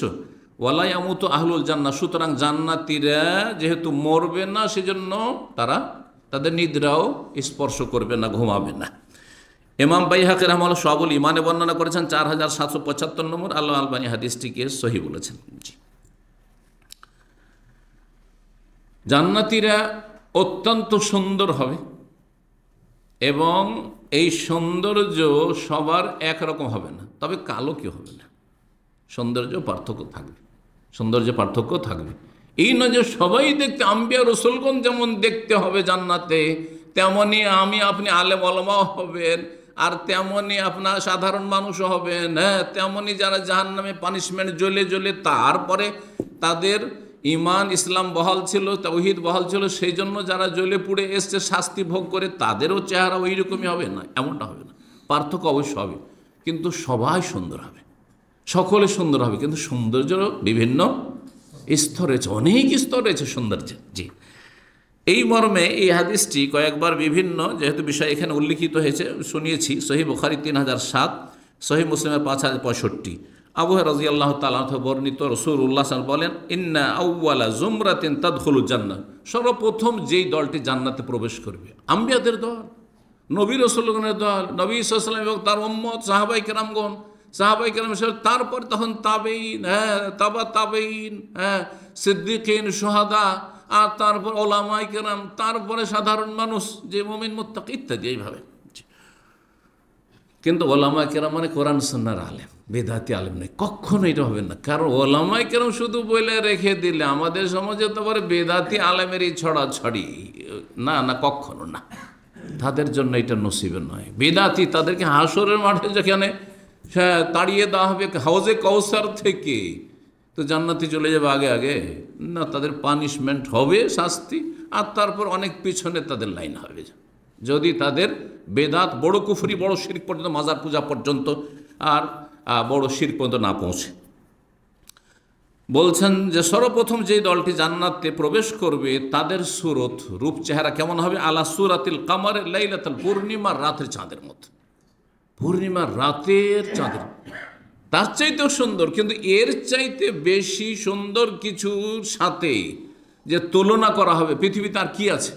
আমরা চোখে দেখছি চাঁদ, তাই না? এটা সবচেয়ে সুন্দর, আর সবাই আপন আপন জায়গা থেকে দেখতে পাচ্ছি।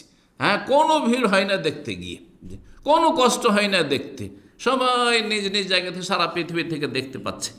তো পূর্ণিমার রাতের সাথে তুলনা করেছেন রাসূলুল্লাহ সাল্লাল্লাহু আলাইহি ওয়াসাল্লাম, আংশিক সদৃশ্যতা, কিন্তু তার চাইতে অপূর্ব সুন্দর হবে প্রথম দল জান্নাতি। ওয়াল্লাযিনা আলা ইসরিহিম, আর তারপরে যারা দ্বিতীয় স্তরে প্রবেশ করবে, কাআশাদ্দি কাওকাবিন ইযাআতান, আকাশের সবচাইতে উজ্জ্বল তারকার মতো সুন্দর হবে। আর তারপরে আস্তে আস্তে আস্তে আস্তে সৌন্দর্যতা আর নিচে নেমে আসবে, কিন্তু সবাই সুন্দর হবে। এটা হচ্ছে বাহ্যিক সৌন্দর্য। আভ্যন্তরীণ সৌন্দর্য সম্পর্কে বলছেন আলা কালবে রাজুলিন ওয়াহিদ, একজন মানুষের কলবের মতো। আরে কোনো পরিবারের স্বামী স্ত্রী যদি এক অন্তরের মতো হইতে পারে, যে স্বামী যা বললে সব ক্ষেত্রে স্ত্রী একমত, আর যদি কোথাও দেখা যায় স্বামী ভুল সিদ্ধান্তে যাচ্ছে, স্ত্রী পরামর্শ দিচ্ছে, অবশ্যই অধিকার আছে, পরামর্শ দিচ্ছে, সেই ক্ষেত্রে বোঝাপড়ার মাধ্যমে তারা উভয়ে মিলে সিদ্ধান্ত নেই। এই নয় যে একজন ডান দিকে টান দিচ্ছে আর একজন বাম দিকে টান দিচ্ছে, তাহলে অশান্তির শেষ নেই। দুইজন মানুষ তো আমরা এক হইতে পারি না সারা জীবন।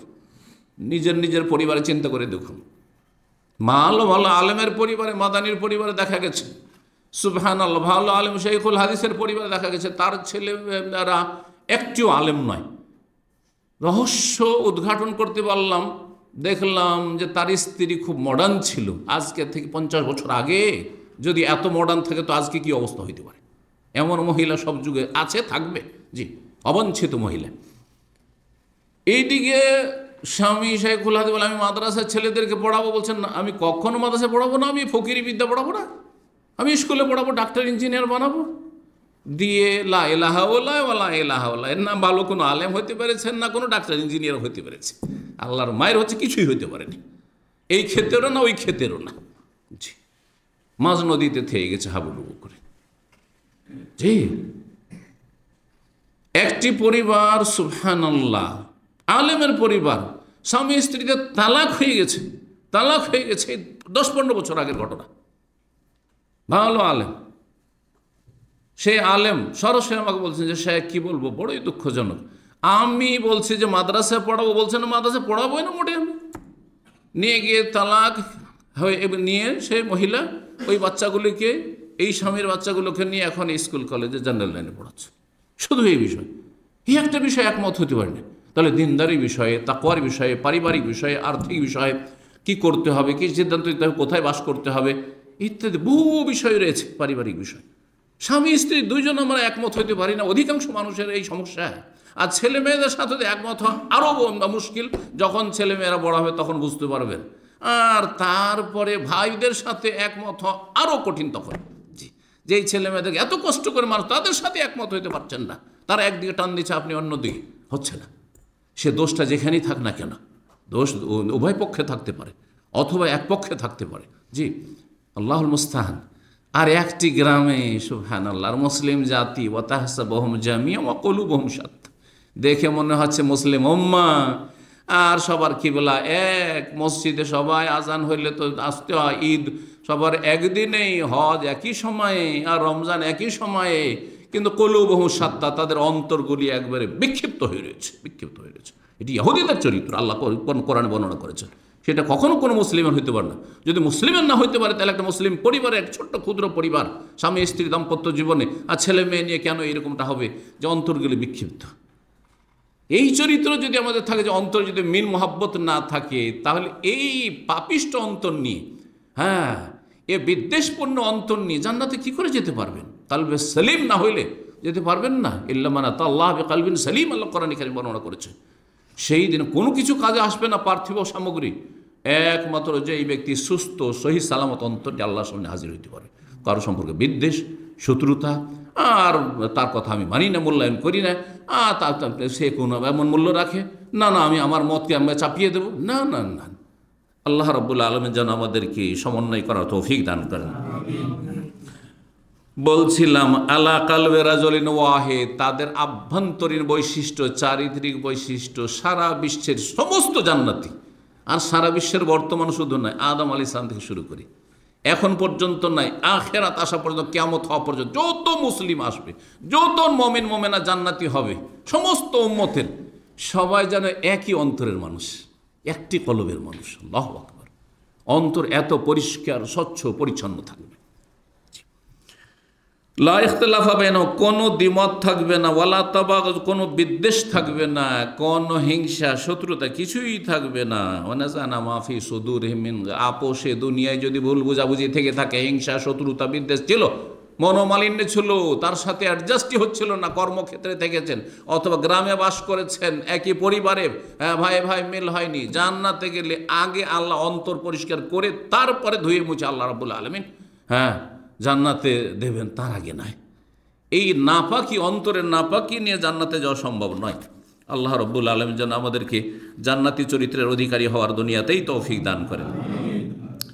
জান্নাতীদের আখলাক চরিত্র সম্পর্কে আর হাদিস নেই, এই হাদিসটি শুনাইলাম যে একই অন্তরের মতো হবে।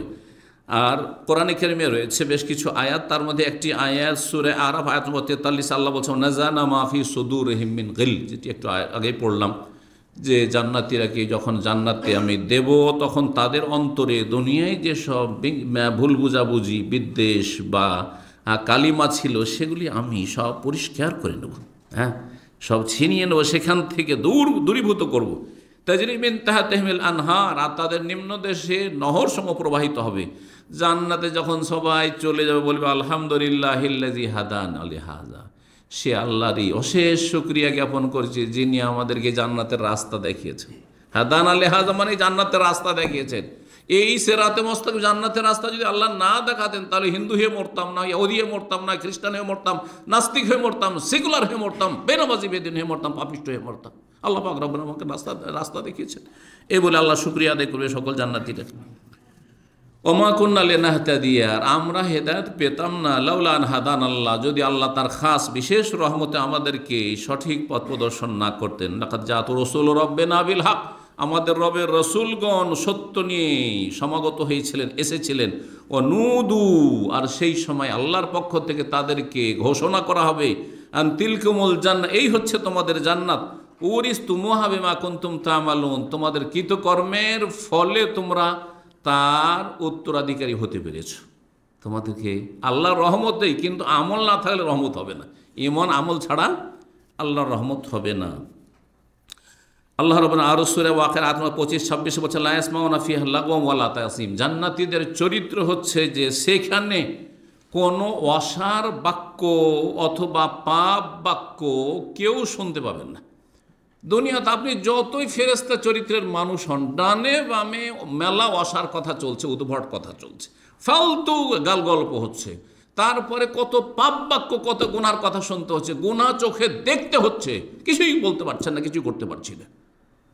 জীবনে আপনি কল্পনা করতে পারেন না যে আমি কোনোদিন ধূমপান সিগারেটের কাছে আর জর্দার কাছে যাব, কিন্তু রাস্তায় ধোঁয়া ছাড় চলে যাচ্ছে, আর আপনাকে আমাকে, হ্যাঁ, ধার্মিক লোকদেরকে সেসব বরদাস্ত করে মেনে নিতে হচ্ছে, চান আর না চান, ঠিক না? সেখানে এইসব শুনতে হবে না। গোটা বিল্ডিংয়ে একটাও নামাজি খুঁজে পাওয়া যায় না, গোটা বিল্ডিংয়ের সিঁড়ি দিয়ে নামা যায় না বিড়ি সিগারেটের গন্ধে। আউযু বিল্লাহি মিনাশ শাইতানির রাজিম, মনে হচ্ছে সব অমানুষ বাস করছে সবগুলোতে, এই দুর্গন্ধ নিয়ে বাস।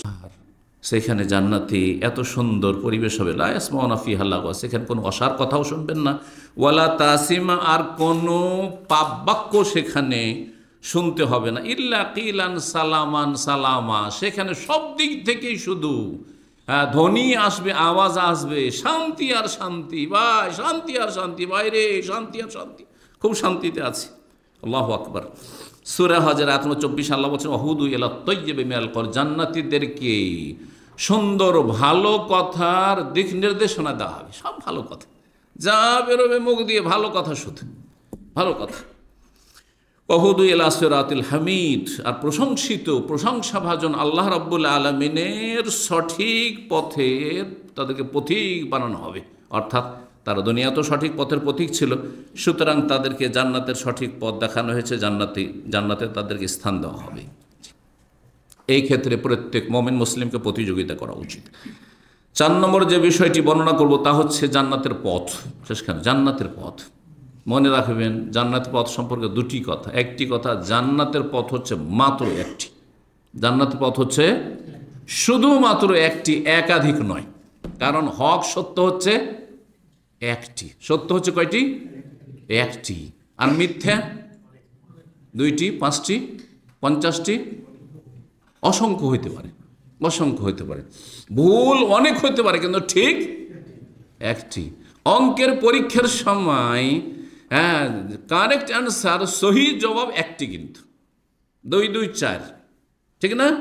আর 2 2 আপনি 3 বললেন, 2 2 5 বলেন, 10 বলেন, 50 বলেন, সবই ভুল। কিন্তু ঠিক তেমনই জান্নাতের রাস্তা শুধুমাত্র একটি, তা হচ্ছে আল্লাহ প্রদত্ত রাস্তা, সিরাতে মুস্তাকিম।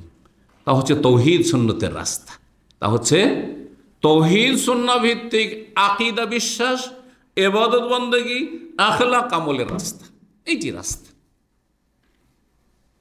আকীদায় চলে আসবে আপনার যতগুলি বিশ্বাসের বিষয়, আল্লাহর প্রতি বিশ্বাস, আর তারপরে আরকানে ইমানের 6টি, আর এর সাথে আনুষঙ্গিক যতগুলি আকীদার বিষয় রয়েছে, সমস্ত কিছু বিশ্বাস করা, এবাদত বন্দেগীতে যাবতীয় ফরজ নফল সুন্নত এবাদত বন্দেগী চলে আসবে, আখলাক আমল মুআমালাত লেনদেন ইত্যাদি সব কিছু হইতে হবে আল্লাহর আসমানি বিধান ভিত্তিক। এটি হচ্ছে জান্নাতের রাস্তা। জান্নাতের রাস্তা হচ্ছে মাত্র একটি, পক্ষান্তরে জাহান্নামের রাস্তা সমস্ত বাতিলগুলো হচ্ছে বাতিল ইজম, ধর্ম, কর্ম। ইন্না দীনা ইনদাল্লাহিল ইসলাম, আল্লাহর কাছে দিন একমাত্র ইসলাম। ওয়া মান ইয়াবতাগি গায়রাল ইসলামে দীনান ফালা ইউকবালা মিনহু, ইসলাম ছাড়া অন্য কোনো পথ মত যারাই অবলম্বন করবে, তলাশ করবে, কখনো কোশ্চিন কালেও তা গ্রহণ করা হবে না।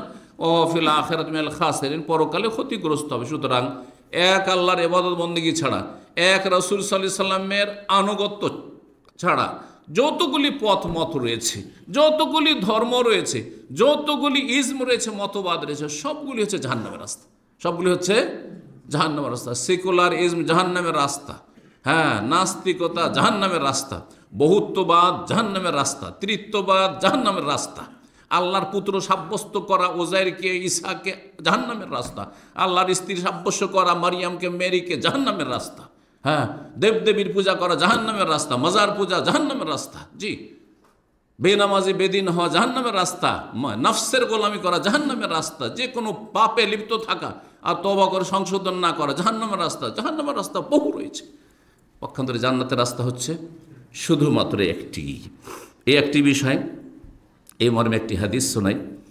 আর এই বিষয়টি শুধু আজকের কথা নয়, আর আজকের পূর্বে 1400 বছর পূর্বে রাসূলুল্লাহ সাল্লাল্লাহু আলাইহি ওয়াসাল্লামের নিয়ে আসা দিন নয়। সমস্ত নবী রসুলগণ আদম আলাইহিস সালাম থেকে শুরু করে আজ পর্যন্ত সবাই এই আদর্শ নিয়ে এসেছেন। সমস্ত মানবতার ধর্ম হচ্ছে, জীবন বিধান হচ্ছে যে জান্নাতের রাস্তা হচ্ছে, স্থায়ী শান্তির রাস্তা হচ্ছে মাত্র একটি। সমস্ত নবী রসুলগণ যেই দাওয়াত আদম নিয়ে এসছেন, যেই দাওয়াত নূহ নিয়ে এসছেন, যেই দাওয়াত ইব্রাহিম, মুসা, ঈসা, আইয়ুব, ইউসুফ, সুলাইমান, দাউদ নিয়ে এসছেন, সেই দাওয়াতই নিয়ে এসছেন মুহাম্মদুর রাসূলুল্লাহ সাল্লাল্লাহু আলাইহি ওয়াসাল্লাম। সেই দাওয়াত হচ্ছে যারা কোরআন সুন্নাহর আলেম সালাফি উলামায়ে কেরাম, তাদের আল্লাহ রাব্বুল আলামিন যেন সেই পথের পথিক সবসময় থাকার তৌফিক দান করেন। আব্দুল্লাহ বিন মাসউদ রাদিয়াল্লাহু তাআলা বর্ণিত হাদিস, একবার রাসূলুল্লাহ সাল্লাল্লাহু আলাইহি ওয়াসাল্লাম একটা লম্বা দাগ টানলেন, জি, লাইন, খাত্তা রাসূলুল্লাহ, খাত্তা লানা রাসূলুল্লাহ খাত্তান, একটি লম্বা লাইন। সুম্মা কাল, তারপরে হাযা সাবিলুল্লাহ, এটি হচ্ছে আল্লাহর পথ, আল্লাহর রাস্তা, শেষ প্রান্তে জান্নাত। সুম্মা খাত্তা খুতুতান আন ইয়ামিনি ওয়া আন শিমাল, তারপরে কয়েকটা দাগ টানলেন ডানে আর বামে, ডান দিকে দুটো এইরকম আর বাম দিকে দুটো, যেমন চলে যাচ্ছে কিং সৌদ স্ট্রিট আমাদের পাশে এটা, আর ডান দিকে বাম দিকে বেশ রাস্তা, এই 18 নম্বর, তো তারপরে আর এত নম্বর, এই যে যাচ্ছে না ডানে বামে, এইরকম বেশ কিছু ডানে বামে, হ্যাঁ, দাগ টানলেন রাসূলুল্লাহ সাল্লাল্লাহু আলাইহি ওয়াসাল্লাম। আর সোজা একটি। সুম্মা কাল, তার বলে, হ্যাঁ, বললেন যে এইটি হাযা, এই হচ্ছে আল্লাহর রাস্তা যেটা লম্বা হয়ে চলে গেছে, আর সাইডে যে ছোটোখাটো রাস্তাগুলি গেছে এগুলি হাযিহি সবুল, এগুলো হচ্ছে ভিন্ন ভিন্ন পথ, বিভ্রান্তির পথ, হাযিহি সবুল। ইয়াজিদ বর্ণনা বলছেন সবুলুন মুতাফাররিক, এগুলি হচ্ছে বিচ্ছিন্নকারী পথ, এমন পথ যেগুলি জান্নাতের রাস্তা থেকে বিচ্ছিন্ন করে দেবে, দূরে সরিয়ে দেবে। আলা কুল্লি সাবিলি মিনহা, ডানে বামে যে রাস্তাগুলি রয়েছে সেই মোড়ে মোড়ে শয়তান বসে আছে, হ্যাঁ, জিন শয়তান বসে আছে, মানুষ শয়তান। মানুষ যারা খারাপ হয়েছে, যৌবনকাল থেকে যারা খারাপ হয়েছে তাদেরকে জিজ্ঞাসা করে দেখবেন, তাদের সাথে ইন্টারভিউ নিয়ে দেখবেন যে কার মাধ্যমে খারাপ হয়েছে। হয় তারা কুপ্রবৃত্তির অনুসরণ করেছে, দেখতে পায়নি যে কে আমাকে গুমরা করেছে, কিন্তু ইবলিস শয়তানের চেলা জিন শয়তান গুমরা করে জাহান্নামের রাস্তায় নিয়ে গেছে, হ্যাঁ, সেটা আকীদার ক্ষেত্রে হোক আর আমলের ক্ষেত্রে হোক।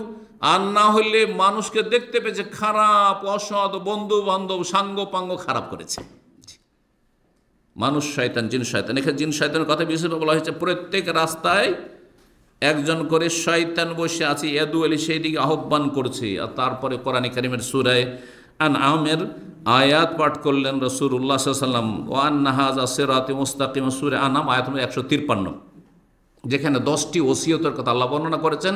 10 নম্বর ওসিয়ত হচ্ছে এটি। 10টি ওসিয়তের প্রথম তৌহিদ, আর শেষ হচ্ছে সুন্নাহ, রাসূলুল্লাহ সাল্লাল্লাহু আলাইহি ওয়াসাল্লামের আদর্শ, তরিকুল জান্নাহ, জান্নাতের রাস্তা। ওয়ান্না হাযা সিরাতি মুস্তাকিমা, এইটি হচ্ছে আমার সহজ সরল পথ, ফাত্তাবিউ, সেটির অনুসরণ করো, ওয়ালা তাত্তাবিউস সুবুল, তোমরা ভিন্ন ভিন্ন পথের অনুসারী হয়ে যেও না। এই যে এইদিকে সেদিকে ছোট ছোট ছোট রাস্তাগুলি গিয়েছে, এইগুলিতে চলিও না। বড় রাস্তায় চললে কোথাও ছিনতাইকারী সাধারণত শিকার হবে না। মেন রাস্তা দিয়ে শহরে চলাফেরা করেন, কোথাও ছিনতাই করতে চাইলেও পারবে না, কারণ লোকজনের সমাগম আছে সব জায়গায়, তাই না?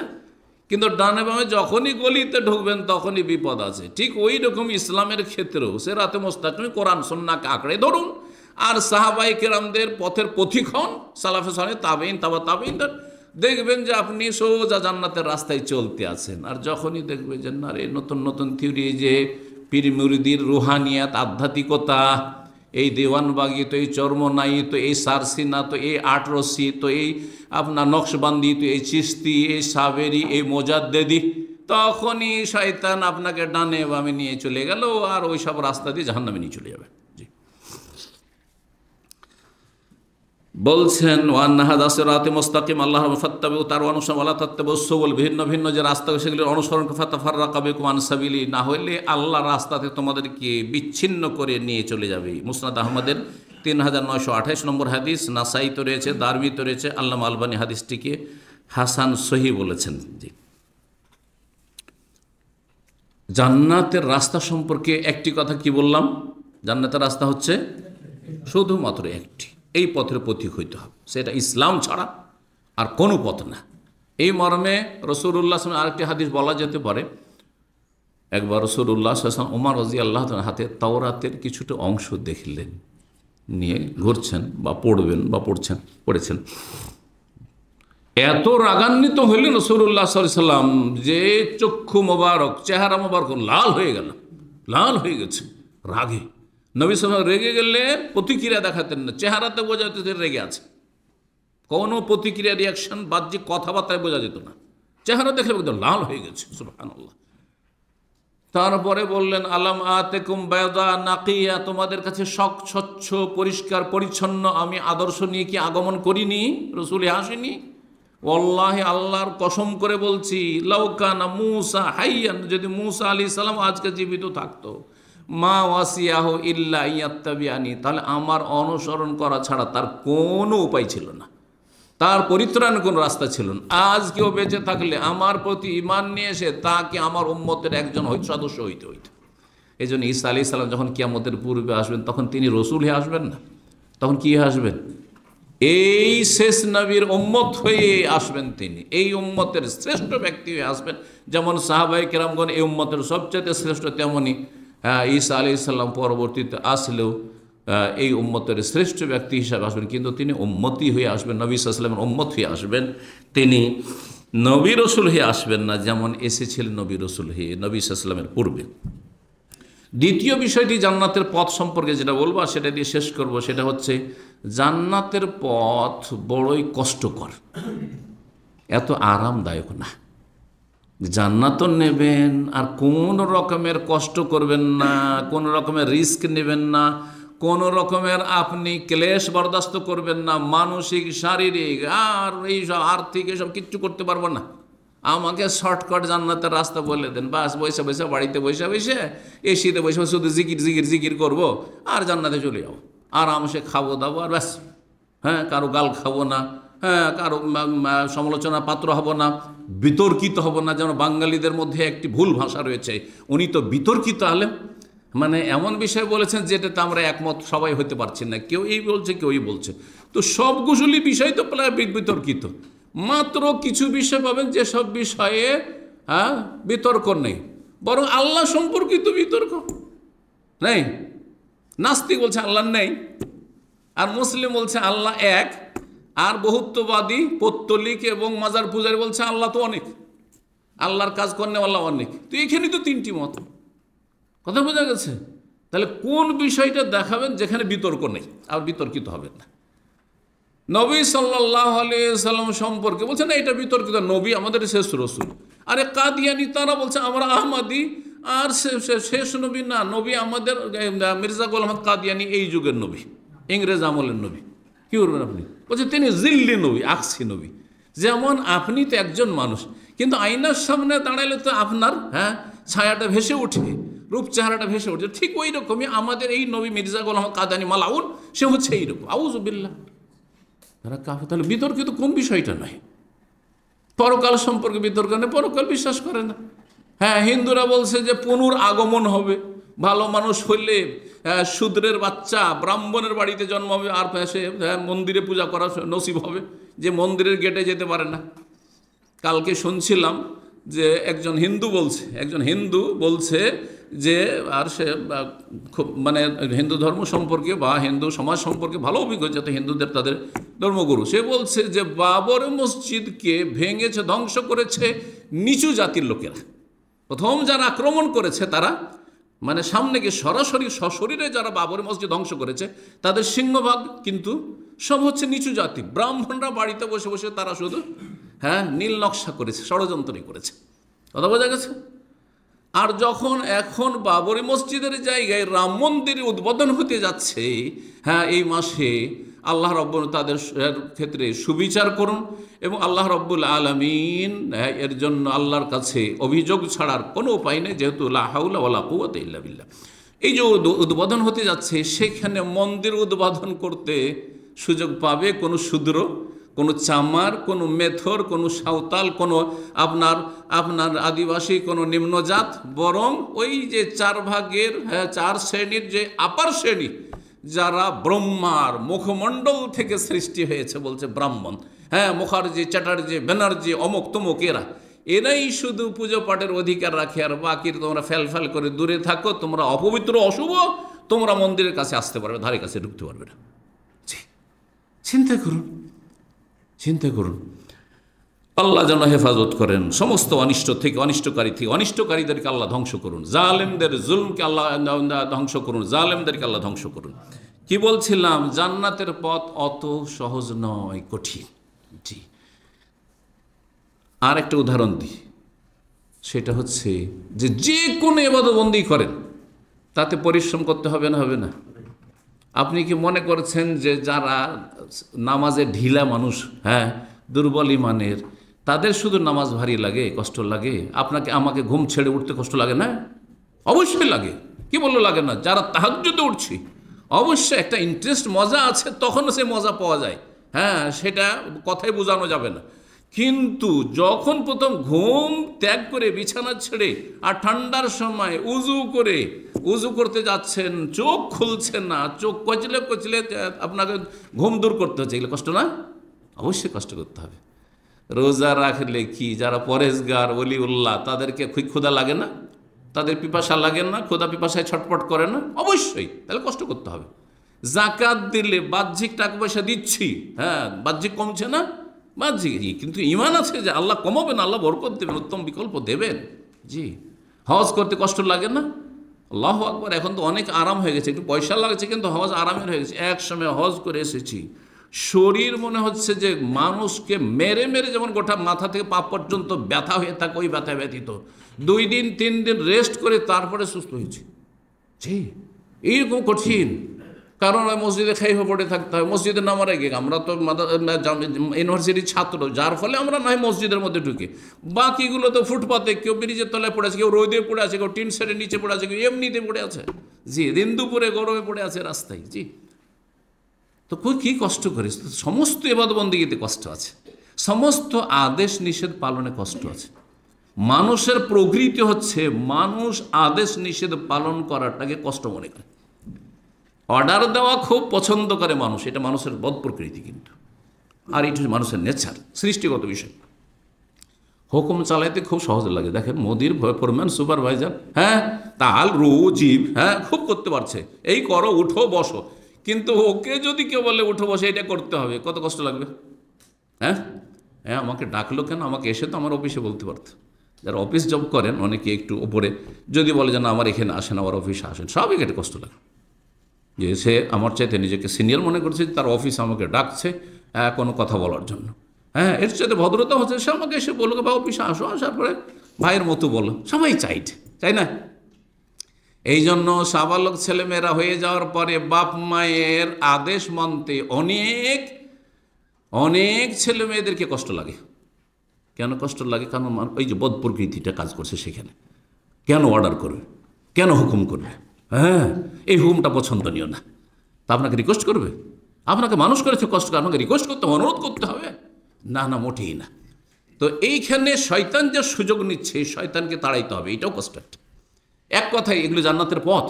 বাপ মায়ের সাথে সদাচরণ, বাপ মায়ের হুকুম পালন করা, হুকুম হয়েছে একটা জায়েজ হুকুম, যখন হয়ে গেছে তখন ফরজ হয়ে গেছে আমার জন্য পালন করা, এই মন মানসিকতা, ইমান তৈরি করা, এগুলো কষ্টের বিষয় রয়েছে, এগুলো অত সহজ বিষয় নয়। আল্লাহ রাব্বুল যেন তৌফিক দান করেন। জান্নাতের রাস্তা কষ্টকর, আর জাহান্নামের রাস্তা খুবই আরামদায়ক। জি, দেখেন, যত আপনি ভালো ফুল আপনি তুলবেন ফুলের গাছ থেকে, তত আপনাকে রিস্ক নিতে হবে, হাতে কাঁটা লাগতে পারে। আর যদি মানে কোনো একটা ফুল হইলেই হলো, তাহলে কোনো কষ্ট নেই, ঠিক না? জাহান্নামে যাওয়া খুব সহজ, যা মনে লাগছে তাই করেন, যা মনে আসছে তাই করেন, জাহান্নাম। হ্যাঁ, যা মনে লাগছে তাই বলেন, যা ইচ্ছা তাই খান, যেখান থেকে ইচ্ছা সেখান থেকে আয় উপার্জন করেন। ব্যবসা আর সুদ আর এটা ঘুষ, আমি ওসব কিছু মানি না। ব্যাংক এবে সুদি ব্যাংক আর অমুক আর তমুক, হালাল হারাম না ভাই। হ্যাঁ, তোমার ব্যবসা চলছে, তুমি ব্যবসা করছো এমনি, তুমি যেটাকে হালাল মনে করছো, আমি সবই হালাল মনে করি। মদের ব্যবসা রাতারাতি বড় লোক, এই হিরোইনের ব্যবসা রাতারাতি একবার পাচার করিতে পারলি একেবারে কোটিপতি, ঠিক না? জাহান্নামের রাস্তা, জাহান্নামের রাস্তা খুব আরামদায়ক। জেনা খুব আরামদায়ক, কোনো দায়িত্ব নিতে হচ্ছে না, ভরণ পোষণও দিতে হবে না, বাড়ি ঘরও দিতে হবে না, কিছুই দিতে হবে না। আর তারপরে বাচ্চা হবে, বাচ্চা দায়িত্ব নিতে হবে না, জেনা করে নিল। কিন্তু যখন হালাল পথে আপনি যৌনাচার করবেন, আল্লাহ যে রাস্তা, জান্নাতের রাস্তা খুলে রেখেছেন, শারীরিক আপনার চাহিদা রয়েছে, সেই চাহিদা পূরণ রাস্তা রয়েছে, সেখানে বিয়ে করলে তার সমস্ত দায়িত্ব নিতে হবে। তারপরে ছেলে মেয়েগুলো আসবে, তাদের সব দায়িত্ব নিতে হবে, সমস্ত দায়িত্ব, থাকা খাওয়া অমুক তমুক, চিকিৎসা পরিচর্যা, সব সব দায়িত্ব নিতে হবে। চিন্তা করুন তো দেখি, তাহলে জান্নাতের রাস্তা বড় কঠিন, আর জাহান্নামের রাস্তা খুবই সহজ। জাহান্নামে যেতে চাইলে যা ইচ্ছা করেন, যা ইচ্ছা বলেন। হ্যাঁ, আল্লাহ রাব্বুল আলামিন যেন জাহান্নামের রাস্তা থেকে বাঁচিয়ে রাখেন। এই মর্মে সহিহ মুসলিমের 5049 নম্বর হাদিস দিয়ে শেষ করছি। আনাস ইবনে মালিক রাদিয়াল্লাহু তাআলা আনহু বলছেন, কালা রাসূলুল্লাহ সাল্লাল্লাহু আলাইহি রাসূলুল্লাহ সাল্লাল্লাহু বলেন, হুফফাতিল জান্নাতুল মাকারিহ, জান্নাতকে ঘিরে রাখা হয়েছে বা ঢেকে রাখা হয়েছে কষ্টদায়ক বস্তু দিয়ে। মাকারিহ, হ্যাঁ, কাটা যাতে কষ্ট হয়। জি, কষ্টদায়ক বস্তু দিয়ে জান্নাতকে ঢেকে রাখা হয়েছে। জান্নাত যদি চান তাহলে কষ্টদায়ক বস্তু পার করে সেখানে পৌঁছিতে হবে, মানে কষ্ট, এই পথে কষ্ট করতে হবে। এই দাড়ি নিয়ে কষ্ট নাই মনে করছেন? অনেক জায়গায় প্রতিকূল অবস্থা হইতে পারে আপনার। আপনি কি মনে করছেন টাকনার নিচে কাপড় থাকলে কেউ আপনাকে নিয়ে আপনার ঠাট্টায় উপহাস করবে না? হ্যাঁ, আপনি কি মনে করেন যে আপনি ধার্মিক হইলে আপনাকে সমাজে চলতে কষ্ট হবে না? তৌহিদ সুন্নতের অনুসারী বেদাতি এলাকায় কি কষ্ট হচ্ছে আপনাদের বলুন তো দেখি। আপনাকে সহি শুদ্ধ যেটা মনে করছেন স্বাধীনভাবে আপনাকে নামাজ পড়তে দেবে না, একটা হিন্দুকে পূজা করতে দেবে, একটা খ্রিস্টানকেও তাদের উপাসনা করতে দেবে, একটা বাতিলপন্থীকে বাতিল কাজ করতে দেবে, চোরকে চোর, লম্পট যারা বিভিন্ন পাপ করে তারা করে যাচ্ছে। কিন্তু সহি আকীদা, সহি সুন্নাহর অনুসারী হয়ে যদি বলে আমি সহি নামাজটা পড়বো, না না, তোমার মসজিদ আসার অধিকার নেই। এইরকম রফাদানি করলে আমাদের মসজিদ আসবে না। হ্যাঁ, এই বুকে হাত বাঁধলে আমার মসজিদ আসবে না, আমিন জোরে টান দিলে আমাদের মসজিদ আসবে না। আউযুবিল্লাহ, ঠিক কিনা? চিন্তা করুন, তাহলে জান্নাতের রাস্তা বড়ই কঠিন। জান্নাতের রাস্তা কষ্টদায়ক বস্তু দিয়ে ঘিরে রাখা হয়েছে। আমরা কত গাল খাচ্ছি, কত গাল খাচ্ছি বলেন? আপনারা এত গাল খান না যত গাল আমি খেয়েছি। এমন এমন গাল খেয়েছি। আর এখন তো একটু আলহামদুলিল্লাহ কমেছে, বেদাতিদের আলহামদুলিল্লাহ একটু ঠান্ডা হয়েছে।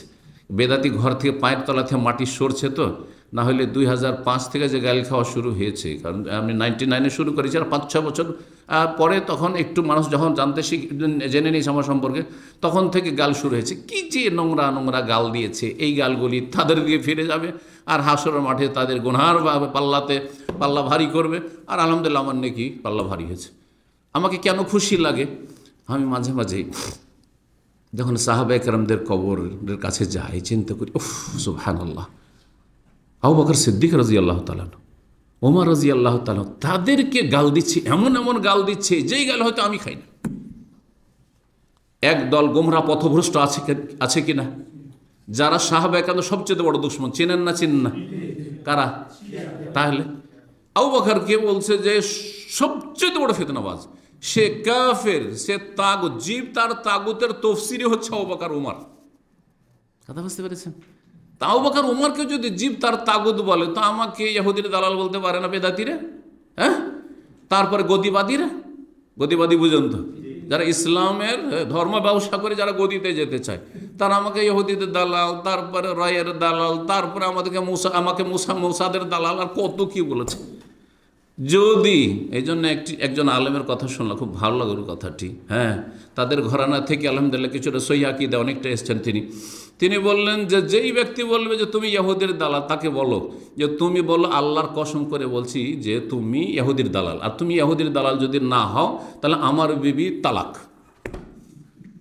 তখন সোজা হয়ে যাবে। তা আমি এই বিদাতিরা যারা আমাকে গাল দিয়েছে তাদেরকে বলছি, এই চ্যালেঞ্জটি বলছি, তার কাছ থেকে শুনে এটা।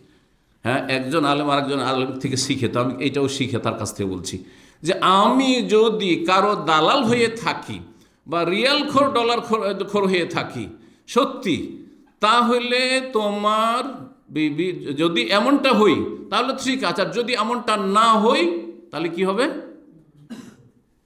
যদি তোমার কথা মিথ্যা হয় তাহলে তোমার বিবি 3 তালাকে কথা বলো, কারণ তোমাদের মাযহাবে 3 তালাক দিলে শেষ, ফিনিশ করে দাও। অসুবিধা কি? যদি সত্যি তুমি অন্তর থেকে বলো, বিশ্বাস করে যে আমি আসলেই দালাল, ইহুদি নাসারাদের বা কাফেরের দালাল, অথবা আমি আর কিছু যে খারাপ মন্তব্যগুলি করেছো, তাহলে অসুবিধা কি এই কসম করতে? কোনো অসুবিধা নেই। আর যদি তুমি মিথ্যুক হও তাহলে লানাতুল্লাহ আলাল কাযিবিন, তাহলে এই কসম করতে সাহসই করবে না কখনো, আর আশা করি সাহস করবে না। কথা বোঝা গেছে? তার মানে তারা হচ্ছে কাযাব, মিথ্যুক। আল্লাহ তাদেরকে হেদায়েত দান করুন, তাদের অনিষ্ট থেকে রক্ষা করুন। তো জান্নাতের পথ কষ্টদায়ক বস্তু দিয়ে ঘেরা আছে, হুফফাতিল জান্নাত ঘেরা, হুফফাতিন নার বিশাহাওয়াত, আর জাহান্নামকে ঘেরা আছে, ঢাকা আছে কি দিয়ে? হ্যাঁ, প্রলোভন দানকারী বস্তু দিয়ে, শাহওয়াত, মনের কামনা বাসনা পূরণকারী ভোগবিলাসের সামগ্রী দিয়ে, ভোগবিলাসের সামগ্রী দিয়ে। যদি কোথাও দেখেন যে শুধু রিয়াল আর রিয়াল পড়ে আছে, হ্যাঁ, রিয়াল বস্তা ভরা সব রিয়াল আর রিয়াল পড়ে আছে। আমাদের দেশে যখন অ্যাক্সিডেন্ট হয়, ট্রাক বা ট্রেন অ্যাক্সিডেন্ট হয়, দেখেছেন কি? হাই রে এলাকাবাসী রে, এগুলি মুসলমান? হ্যাঁ, এগুলি মানুষ। প্রথম কাজ কি? লুটপাট করা, লুটপাট। অ্যাক্সিডেন্টে মানুষ মারা যাচ্ছে, মহিলারা মারা যাচ্ছে, তাদের গলার মালা চুড়ি সব খুলে নিয়ে যাচ্ছে, গলা টিপে মেরে দিচ্ছে, ডুবিয়ে দিচ্ছে, আর সব নিয়ে যাচ্ছে। আউযুবিল্লাহ। এসব সত্য না মিথ্যা কথা বলছি? সত্য কথা। আল্লাহু আকবার। জি, ওহুফাতিন নার বিশাহাওয়াত, জাহান্নাম ঘিরে রাখা আছে কি দিয়ে? হ্যাঁ, শাহওয়াত, জি, ভোগ বিলাসের সামগ্রী দিয়ে। লুটপাট, লুটপাট, যা দেখলেই পাগল হয়ে যাবেন। জাহান্নামে যাওয়ার যে কাজগুলি আছে সেগুলি করতে খুব মজা লাগে, এই টেম্পোরারি কয়েক বছরের যে দুনিয়ার জীবন, কিন্তু শেষ পরিণাম জাহান্নামের কঠিন শাস্তি অপেক্ষায় রয়েছে। আল্লাহ রাব্বুল আলামিন আমাদেরকে যেন হেদায়েতের উপর প্রতিষ্ঠিত রাখেন, জাহান্নামের আযাব থেকে রক্ষা করেন, জাহান্নামের পথ থেকে রক্ষা করেন, জান্নাতের পথিক করেন। আর জান্নাতের পথের সবচেয়ে বড় দায়ী আহ্বানকারী হচ্ছেন রাসূলুল্লাহ সাল্লাল্লাহু আলাইহি ওয়াসাল্লাম। আর তারপরে যারা এই পথের পথিক হয়ে দাওয়াতের কাজ করতে পারবে তারা ভাগ্যবান। আল্লাহ তাদের দলে আমাদেরকে যেন শামিল করেন। ওয়া সাল্লাল্লাহু আলা নবিয়িনা মুহাম্মদ ওয়া আলা আলিহি ওয়া সাহবিহি আজমাইন।